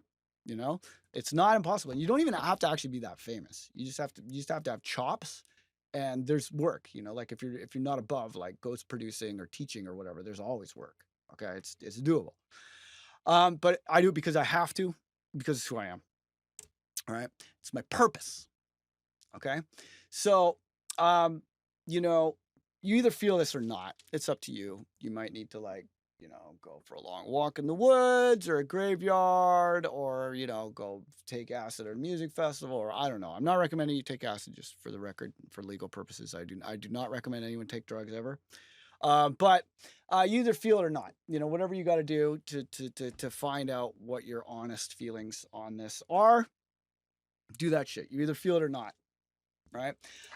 If you do, though, then commit, because man, there's nothing worse than listening to people talk about the art that they're gonna make that they haven't made again and again and again. I fucking hate that shit. It's so goddamn annoying, because you got to sit there and you got to pretend like, oh yeah, you're totally gonna do that shit because you're a genius. And it's like, dude, I'll give you credit for the art you have made, but like, don't tell me that you're gonna do the same thing. Because it's like the first time someone tells me about art that they're not making, I'm like, okay, cool, whatever. But if every time they get a couple drinks in them, they start going on about it and they never actually do anything, that's like one of my pet fucking peeves. And in that situation, I used to be in this situation with one of my roommates. It's like that. Anytime she'd get lit up, she'd just tell me all about all the shit she was gonna make. And we were like, listen, we're tired of this. You need to commit to doing this. We're going to write down a contract with a plan and some deadlines, and you're going to sign it, and you're going to put it on the fridge, and then you're going to either do it or shut up, because I don't want to hear about it. And she did it. She committed in writing to a plan with deadlines, and it worked. And it always works. But if maybe that's a little too big, too much, you could start by making a birthday song or like a wedding song for one of your friends, because then you have a deadline, and the deadline is real, but you have to making music for an audience of one is the best. It's so much easier to make it when you're trying to make it for one person and not like the masses. That's why like anything that's created with focus groups is always bullshit. It's like, if it's for everybody, it's not for anybody. So always have an audience of one in mind. Right. And a birthday song is a great way to get a built-in audience of one. You can infringe all the copyright you like. Happy birthday, for example, is quite copyrighted. You can infringe all the copyright you like. You can, the mix down doesn't have to be perfect. It's a lot more about the vibe and the feeling than it is about anything technical. It's a great low stakes way to give yourself a real deadline and commit to it. But really, you should be looking at creating what's called a SMART plan. Okay, because like if you're like, in 90 days, I'm going to headline Coachella and I'm going to do a track with Diplo. You can't just write that shit down and do it. Those are not actions you can take, right? So the SMART plan, it's got to be specific, measurable, action-oriented, realistic timeline. A specific, measurable, action-oriented, realistic timeline. And commit to that, okay? Write it down, get it done. That's my motto. So write this fucking thing out. Sign it, put it on your fridge, put it up in your bathroom, put it on your door so that you have to look at it. Oh, we got a good Kurt Vonnegut quote from N. Bulks. Write to please just one person. If you open a window and make love to the world, so to speak, your story will get pneumonia. Oh, good old Kurt Vonnegut. I love him. And then, let people know, like when you introduce yourself to people are like, hey, what's up? What's your deal? Be like, I'm a musician. I do this. Check me out on SoundCloud. This is my artist name. and it'll be short and memorable and easy to spell. So all you got to do is tell people in a verbal conversation and they can find you. And then you're going to turn up the heat. You know, people will know. They'll be like, oh, well, you're a musician, but what have you done for me lately? And this way you give yourself no choice for 90 days. And then you too will be making music because you have to. And then after you do it a bit, it'll become your identity and what you do. And then you'll be a musician. So give yourself no choice. The only reason to make music is because you have to. Not because inspiration strikes, but because you fucking have to. Okay? So here's on the importance of commitment. I've talked about Commitment. Formal commitment. Really commit. commitment. Commitment. Committed to it. Ritualize your commitment to your calendar. Yep. Been recommending it for years. It's what makes the difference. Okay, so let's talk about Dr. Gail Matthews. She is another researcher in motivation. Is very interesting. And her work is linked at that link. She had 3 factors that, when used together, were able to more than double the rate of goal achievement. Okay, so the first one, clarify your vision. Improve your aim, because your accuracy doesn't matter if the targeting is crap. Accuracy doesn't matter if your targeting is crap. You need to clarify your vision. You need to give yourself permission to dream big. You know, I think one of my biggest regrets as a musician, if I had a time machine, would be go back and tell myself, you know, don't just listen to the people around you and what their idea of, you know, a realistic future for you is, because they don't know shit. You know, you should dream as big as you want. Dream as big as you want. And, you know, there's so many people who, once again, it's like that procrastinator who doesn't want to finish anything, or the perfectionist who is a procrastinator and doesn't finish anything. It's like, it's the same thing. Like, you don't want to say to yourself, it's my goal to be the #1 selling rap artist of all time, and then not reach that goal. That's threatening to your ego. So your ego will say, no, you know, I just want to keep it real, play at the underground stage.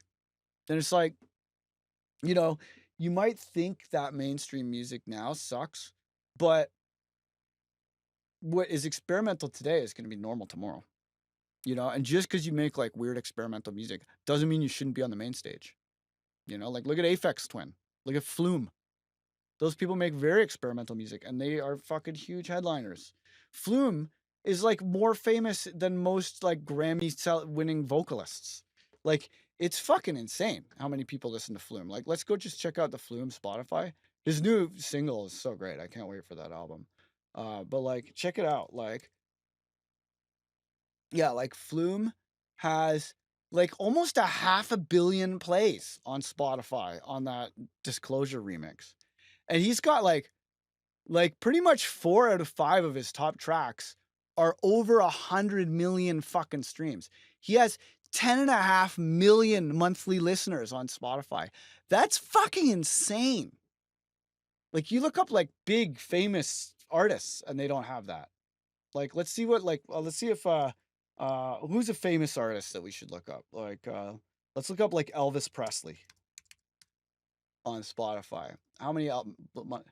He has 12 million. Yeah, so Flume is almost as famous as Elvis. That's fucking insane. Yeah, The Weeknd's probably doing pretty well. Jesus. It's almost 78 million. But yeah, that's crazy. That Flume is like getting as many places as Elvis, you know, for experimental music. Because The Weeknd is not experimental music. But yeah, so clarify your vision, improve your aim, give yourself permission to dream big. Just because you make your music sounds weird to people today does not mean you don't belong on the main stage. Okay?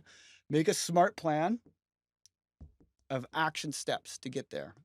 You know, a plan with smart, specific, measurable, action-oriented, realistic timeline of all the steps to get you where you want to go. Formally commit to your plan. Put a fucking bloody handprint on that bitch. I don't know what you got to do, but make it mean something and commit to it. Post it in your house physically. Okay. Then you need to share your commitment. That's factor 2. So factor 1 is clarify your vision, make a plan and commit to the plan. Factor 2 is share your commitment with others. This taps into unconscious biological programming because we're evolved as social creatures. You know, that's just the way it is. And it creates outcome pressure on yourself because no one's holding a gun to your head and being like, you need to be a rock star today. No one's doing that. Right? So you gotta create that pressure for yourself, make it real, and make those deadlines real. So sharing your commitment is number 2. And then number 3 is regular accountability. And in Gail Matthews' study, the weekly check-ins, having weekly check-ins works best. So if you can afford to take a music lesson from a professional every week, great. But that's like, any professional level music lesson is going to be like $100. So if you have $400 a month to spend, awesome. But if you don't, one lesson a month and accountability from your friends or whatever is a good idea. And you only have to do 12 of them at first, because remember 90 days, 12 weeks. So you can ask one of your friends and be like, hey, can I do this with you? For 12 weeks, and you can have a friend who's maybe going through it with you, and you can be accountable. Okay, so OGK just says, does creating outcome pressure go against the internal motivation thing? Yeah, I mean, it's not like the intrinsic motivation thing is not as simple as that lecture slide would make it seem. And there's a lot more crossover between intrinsic and extrinsic motivation than the lecture slide would make it seem. Like I am simplifying things in a way that a scientist never would. Like a real hardcore scientist never would. And if any of my like university professors saw me making things this simple, they'd be like, you're fucking cutting off all the blurry edges and gray areas. And yes, I am. But that's because this is what's practical going forwards. Okay. So regular accountability, weekly check-ins work best. Yeah, there's of course much more on any one of these subjects, but if I went into it in all of the detail for every single thing, we'd be here all day and you would not come out of it with nearly as clear a picture of what you need to do and nearly as much motivation. So I am admittedly simplifying things. But you can there are people who are intrinsically motivated who can go participate in a skateboard competition, etc. That's an extrinsic thing. And it's not like if all you do is competitions and you become like a full-time professional skateboarder, sometimes that can be a problem. Or if you're a band and like your first record becomes really successful, then yeah, that can, it can be hard to make a follow-up record when people are driving truckloads of cash up to your house all the time. But that's not to say that having a manager who's like, listen, you guys got to finish the record, that's not going to fuck things up, at least at first. Okay, this is all about creating a habit, and this was for the habit of working out or eating healthy were the habits that they were trying to create. But habit formation is habit formation, really. So clarify your vision, share your commitment, regular accountability, ideally weekly. Okay, and the whole dojo is designed around all this psychological science that I learned when I took psychology at university. Okay, so another great thing to know about is loss aversion. Loss aversion is another one of those cognitive biases of the unconscious mind that you can poo-poo and say are irrational and stupid, or you can use them to help you program yourself. So most of the time, humans will rate the value of losses as greater than the value of gains. So the pain from loss outweighs the pleasure from gains. For example, there's this famous experiment where there's a tennis club with a stinky, sweaty indoor court that you could reserve for $50 a week in advance, and a beautiful outdoor court that was not protected from the weather that was free to use if it was available. People would put down their money on the internal stinky, sweaty court, and they would arrive on a day that was nice with the sun and the breeze and the birds chirping, and they would say to their friend, well, don't want to waste my $50. Let's go inside where it's stinky and play tennis there. And that's irrational, but 80% of people will do this out of like this, they don't want it to be done in vain or whatever. It's also known as the Concorde fallacy, about that famous Concorde hypersonic airplane that they made where you could get across from America to England in like an hour instead of 4 hours, and they thought people were going to pay $10,000 to save 3 hours. And it turns out that by the time you factor in driving to the airport and all that, it's not that much of a savings. And then the people who do have $10,000 for flight, they have private jets, so they don't want the Concorde. But the governments of America and France dumped billions of dollars into this program, developing this hypersonic aircraft with a nose that went up and down that never went into anything. So that's why it's called the Concorde fallacy. You can also think about it this way: making $100 is meh. I make $100 at least every day, and they all meld into a blur. But I remember every time I have lost $100 bill. Every time. One time I got really drunk and accidentally gave one to a drag queen, and then we got kicked out of the drag queen bar for giving away $100. I was really drunk, admittedly, like unreasonably drunk when this happened. But I will always remember losing that $100. Oh, that one stung. Okay, so losing is a very powerful motivation. So bet on yourself. Bet money on yourself. Right? It's a great way to change your behavior. For example, I once became a vegan out of spite. What? Well, I was in a breakdance crew, and all the other guys in the breakdance crew were all straight edge vegans, and they would always rip on me for smoking weed and eating badly and drinking coffee and drinking alcohol. And they were having this betting pool one New Year's where they all put in $50, and the deal was 2 months of not breaking the rules. And if you one little slip up and you forfeit your $50, and then at the end of the 2 months, whoever was perfect for the 2 months would split the pot. And they thought I would be easy prey because they saw me smoking and drinking and assumed I was an irrational slave to addiction, like that guy who made his assumptions in the crackhead study. So they thought I'd be easy prey. And I was like, you motherfuckers, you make fun of me all the time. Don't underestimate my spite. And so, I won the bet. After 90 days, I beat them all, fuckers. And I learned to cook, and I've eaten healthy ever since, and I love cooking, it's great. I'm a big fan of cooking. I've eaten better ever since, and the money, I don't even remember how much money it actually was. I think it's probably like $250 or something, but I don't remember gaining that, but I would have definitely remembered losing it. So stick.com is a fun way to bet on yourself, where you can place money in escrow and appoint one of your friends as a referee. It's also kind of, they nudge you towards doing this thing with anti-charities where they're like, oh, you don't like guns. Well, if you don't do the thing you said you're going to do, you might have to donate $100 to the NRA, right? I would recommend not doing that because sometimes life happens. And I know a few people who got like 80% of the way to their goal, but not technically across the finish line, and then had to donate to like fucking Donald Trump's Republican Party or like an anti-abortion group or something, and they're like felt terrible ever since. So don't do the anti-charity thing. Donate to a real charity if you lose. I mean, just don't do the anti-charity thing. Okay, so what's the plan?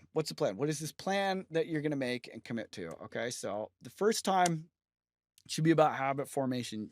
Don't be like, I'm going to make the Mona Lisa by the end of 3 months, because that's not how it works. Your goal should be to form a habit, right? So write out, hand sign, and commit to 90 days of daily practice. But you want to rig the game so that you can win. So set your target to just 5 minutes a day, just 5 minutes a day, because usually it's fun. You'll keep going, right? And when you're rationalizing not doing it, you're like, oh, I'm too busy. I don't have time today. But bullshit, you don't have time for 5 minutes. You always have time for 5 minutes. Just make sure that you have one full day of music writing each week. Maybe it's your Saturday or Sunday, but make sure you have one full day or at least a full afternoon each week. And I built my whole career on that. Like because I was always touring, pretty much, or at least like playing locally. But for basically since I was Ill Gates, I was playing 2-3 shows a week, and I never had more than a day, more than one full day in the studio. It was always like on planes or whatever, like my airport series, album series, like Terminally Ill, Departures, and The Arrival. Those were all done, largely while traveling, because I was just on the road all the time, right? So, one day a week is enough, as long as you do something on every other day, because the daily habit is the main thing. And when you're into the daily habit too, it doesn't feel weird putting in like 2 back-to-back days if you have to, because you're used to sitting down and doing it. And then on your other days, these 5 minutes or more sessions, you might prep, you might study. You know, I call them daytime and nighttime sessions, but you want to have at least one full daytime session a week. And then you want to do a little bit every day on the other days. Post your plan physically in your house, post about it on social media, create some third-party accountability, ideally with weekly check-ins, schedule your weekly check-ins, and bet money on yourself for loss aversion. And if you do these things, you will more than double the likelihood of sticking to your guns for the 90 days. And these are like willpower hacks. Because remember, you only have to have willpower for 90 days, and then habit takes over. And all this shit, if you do all this other shit, it makes it so much easier. And the people who have done these Remix Your Life programs and stuff that we do at the dojo, the people who are the most successful are the people who do these things.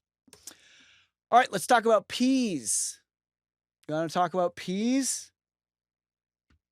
Let's talk about P's.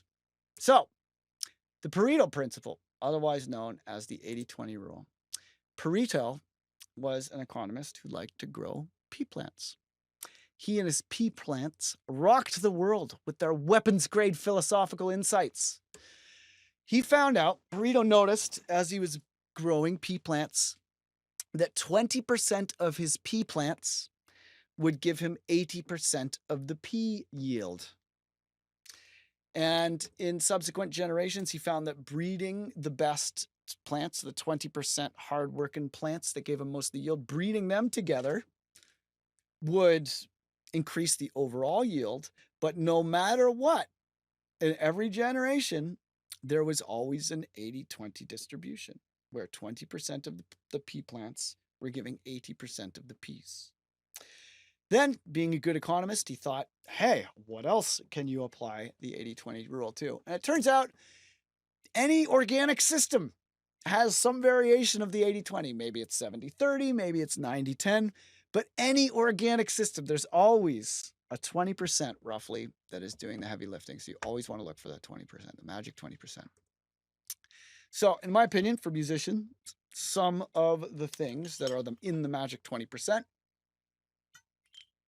having fresh style is so important.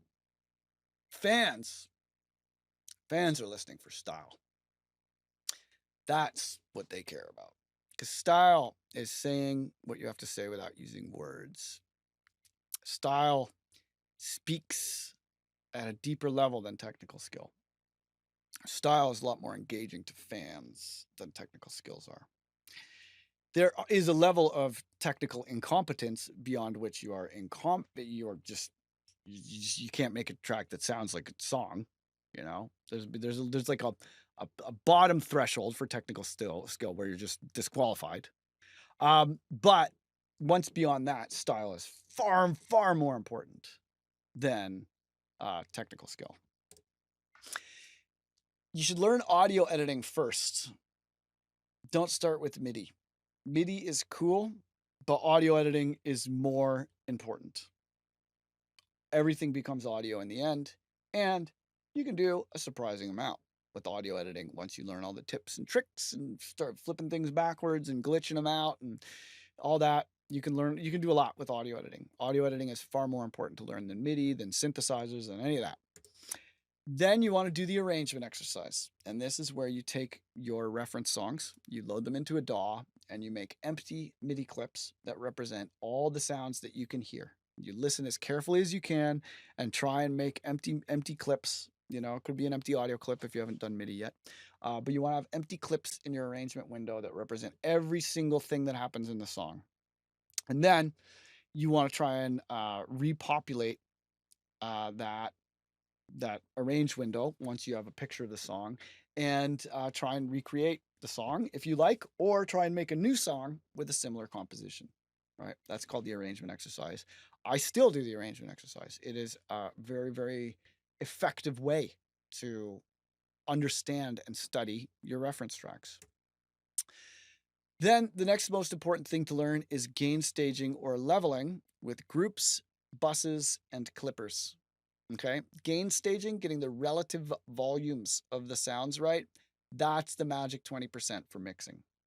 No amount of EQs or compressors or fattener plugins are gonna gonna help if you've got your volumes at the wrong levels. It's the 20% of mixing, and that's why every mixing board, the volume faders are the biggest part of the interface, and they're the closest thing to the engineer, right? Volume and just gain staging. I have a weekly download about this where I mix a track just by adjusting the levels and using clippers to take off the peaks and then putting the sounds in groups.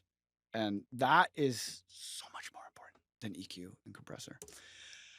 And building and really studying and learning your reference playlist. Like I said, there's no absolutes. There are only references.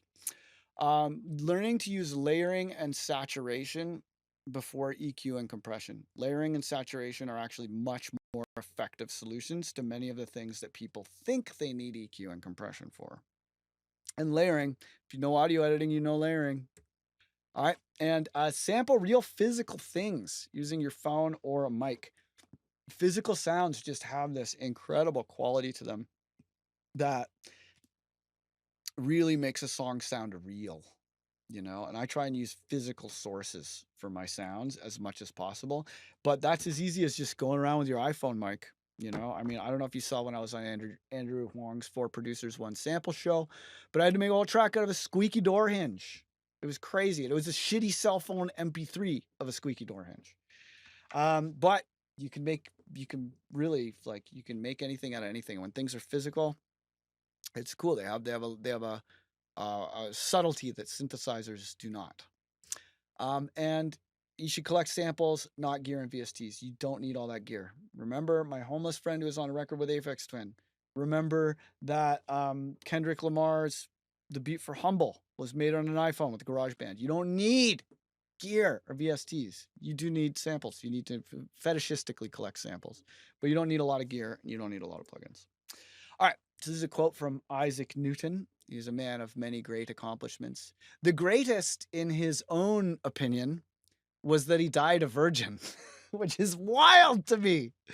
Oh man, religion was a big deal back then. It was a lot bigger deal. But anyway, he said, if I have seen further, it is by standing on the shoulders of giants, which is a great and humble quote from such a great person.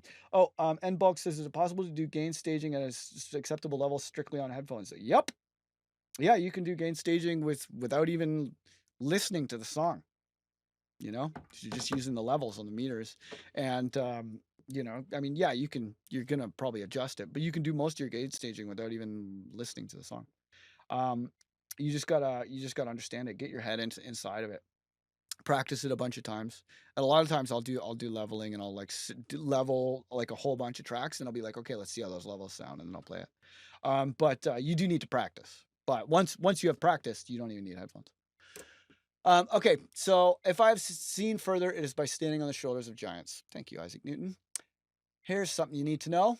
It's okay to have heroes, and it's okay to learn by copying at first. That's fine. That's fine. It's okay to copy at first. Just don't release plagiarism. That's it. You can copy all you like, as long as you're not like putting out someone else's work and be like, I invented everything about this, right?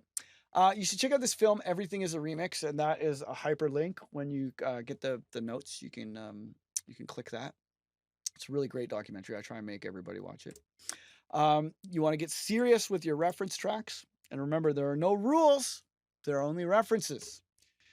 So when you're selecting reference tracks, you're listening for translation across systems. I mean, you're of course first listening for style, if they're a reference track for making your own music. If they're reference tracks that are just like, I want to understand what a sound system sounds like so I can compare this sound system to the sound system at my home, then you might have a list of reference tracks that includes like wildly different genres, because it helps you like map the sound system itself.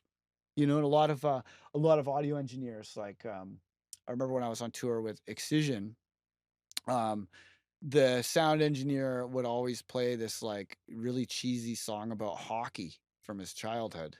that was like by Stompin' Tom Connors. It was like, oh, the good old hockey game is the best game you could name, and the best game you could name is the good old hockey game. And I thought this was like, you know, kind of punk rock or something, like because they're Canadians and they're touring in America. And I asked him about it, and I was like, no, I've heard this song on more sound systems than any other song. Like he loved hockey, so he heard that song at every hockey game he ever went to in arenas, and he knows how that exact song should sound in an arena. He's internalized it at this deep level from going to so many hockey games. So it's like, oh, okay, that makes sense.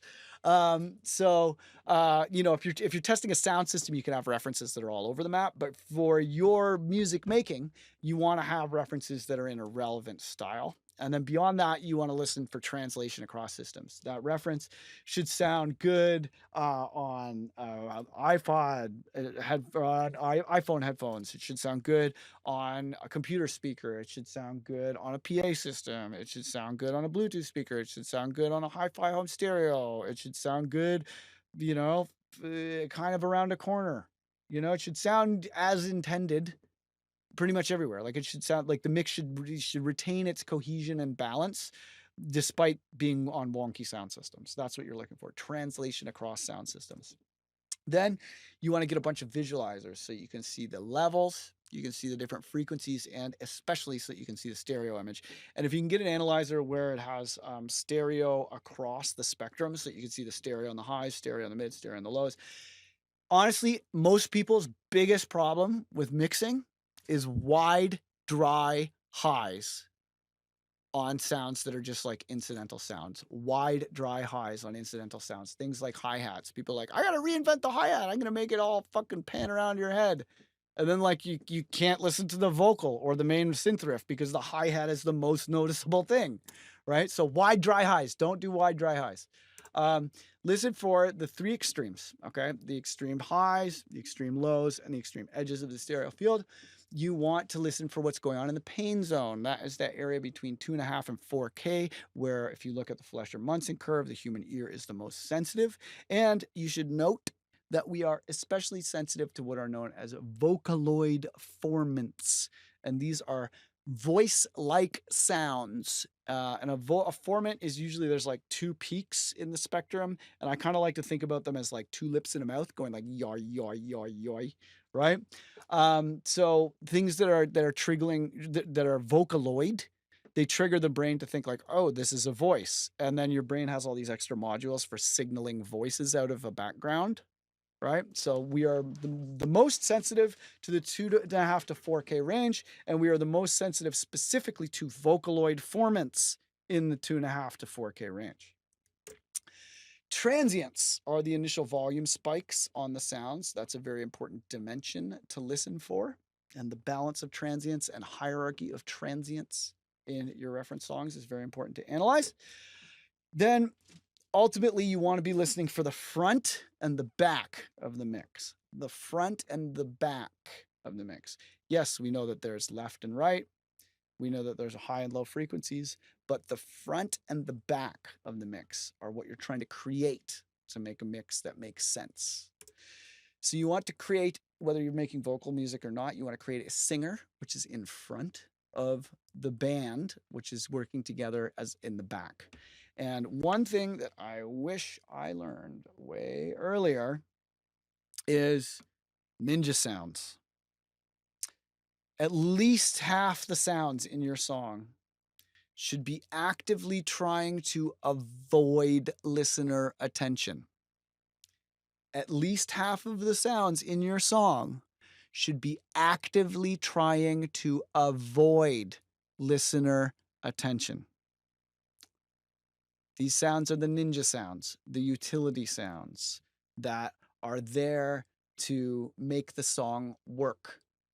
They serve a function, and you want them to serve that function invisibly. Okay? So you want a singer, which is in front, and the band, which is in back. The focus should stand out of the mix. The accompaniment should blend in. Okay? And here's the magic question to ask when you are mixing. People always ask, like, when do I use what? When do I use what? This is the magic question that tells you when to use what, and then you won't have to ask anybody else. Ask yourself, Does this sound need to stand out or blend in? Is this the singer or is it the band? Then adjust the level accordingly. The level, the volume level. That's it. Not EQ, not compression, the motherfucking volume fader. Change the volume to make it stand out or blend in. 80% of the time, that's enough.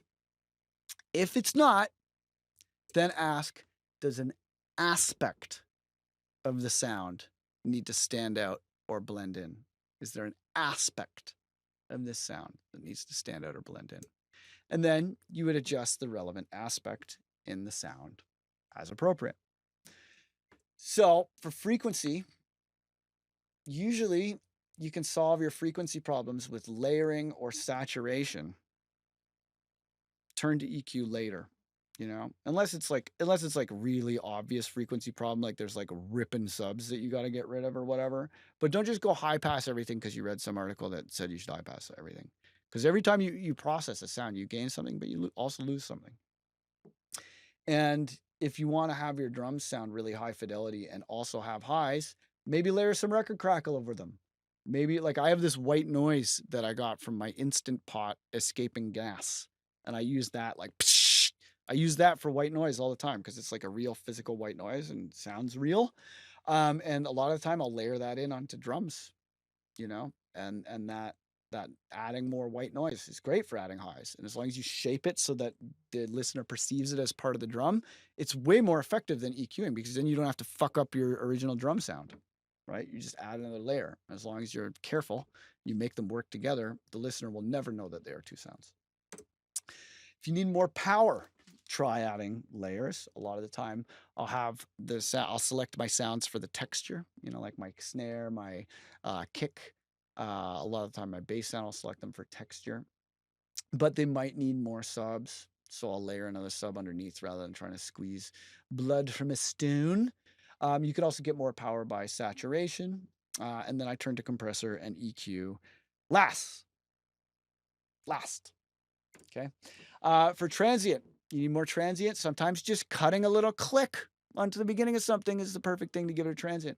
If it has too much transient, try a clipper. Hard digital clipping, that thing that they tell you not to do, I'm telling you to do it because it works. And in many cases, it is much more transparent than limiters or compressors, especially on drums. Stereo, you want more stereo? Add some layers, make copies of a sound and pan all the copies out because that's what a chorus effect is.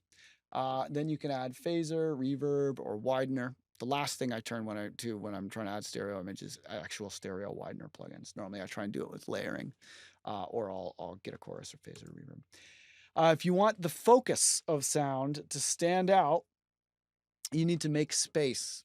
Make space by muting stuff. Usually tracks need way less stuff. People are working too hard trying to impress each other. You need to work less and make more room. Like you look at the design for like a fucking iPhone commercial. It's like the most expensive advertising in the world. It's literally just a picture of an iPhone and everything is white. It's just a picture of the iPhone. Because if you want to make something stand out, you got to make space. So make space with mutes or EQ on the other sounds. And remember, when in doubt, simplify.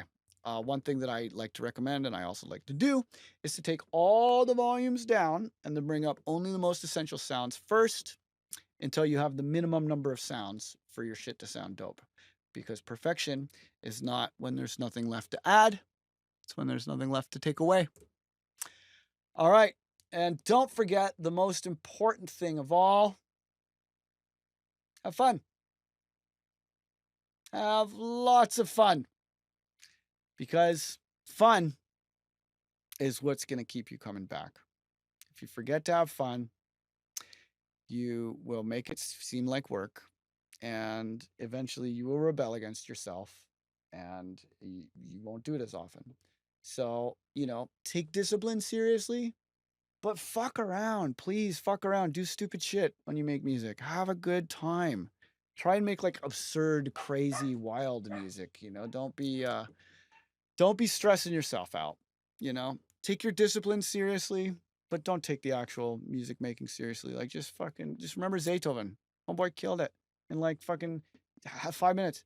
He had extra time on a 10-minute timer. He had extra time. That's insane. All right.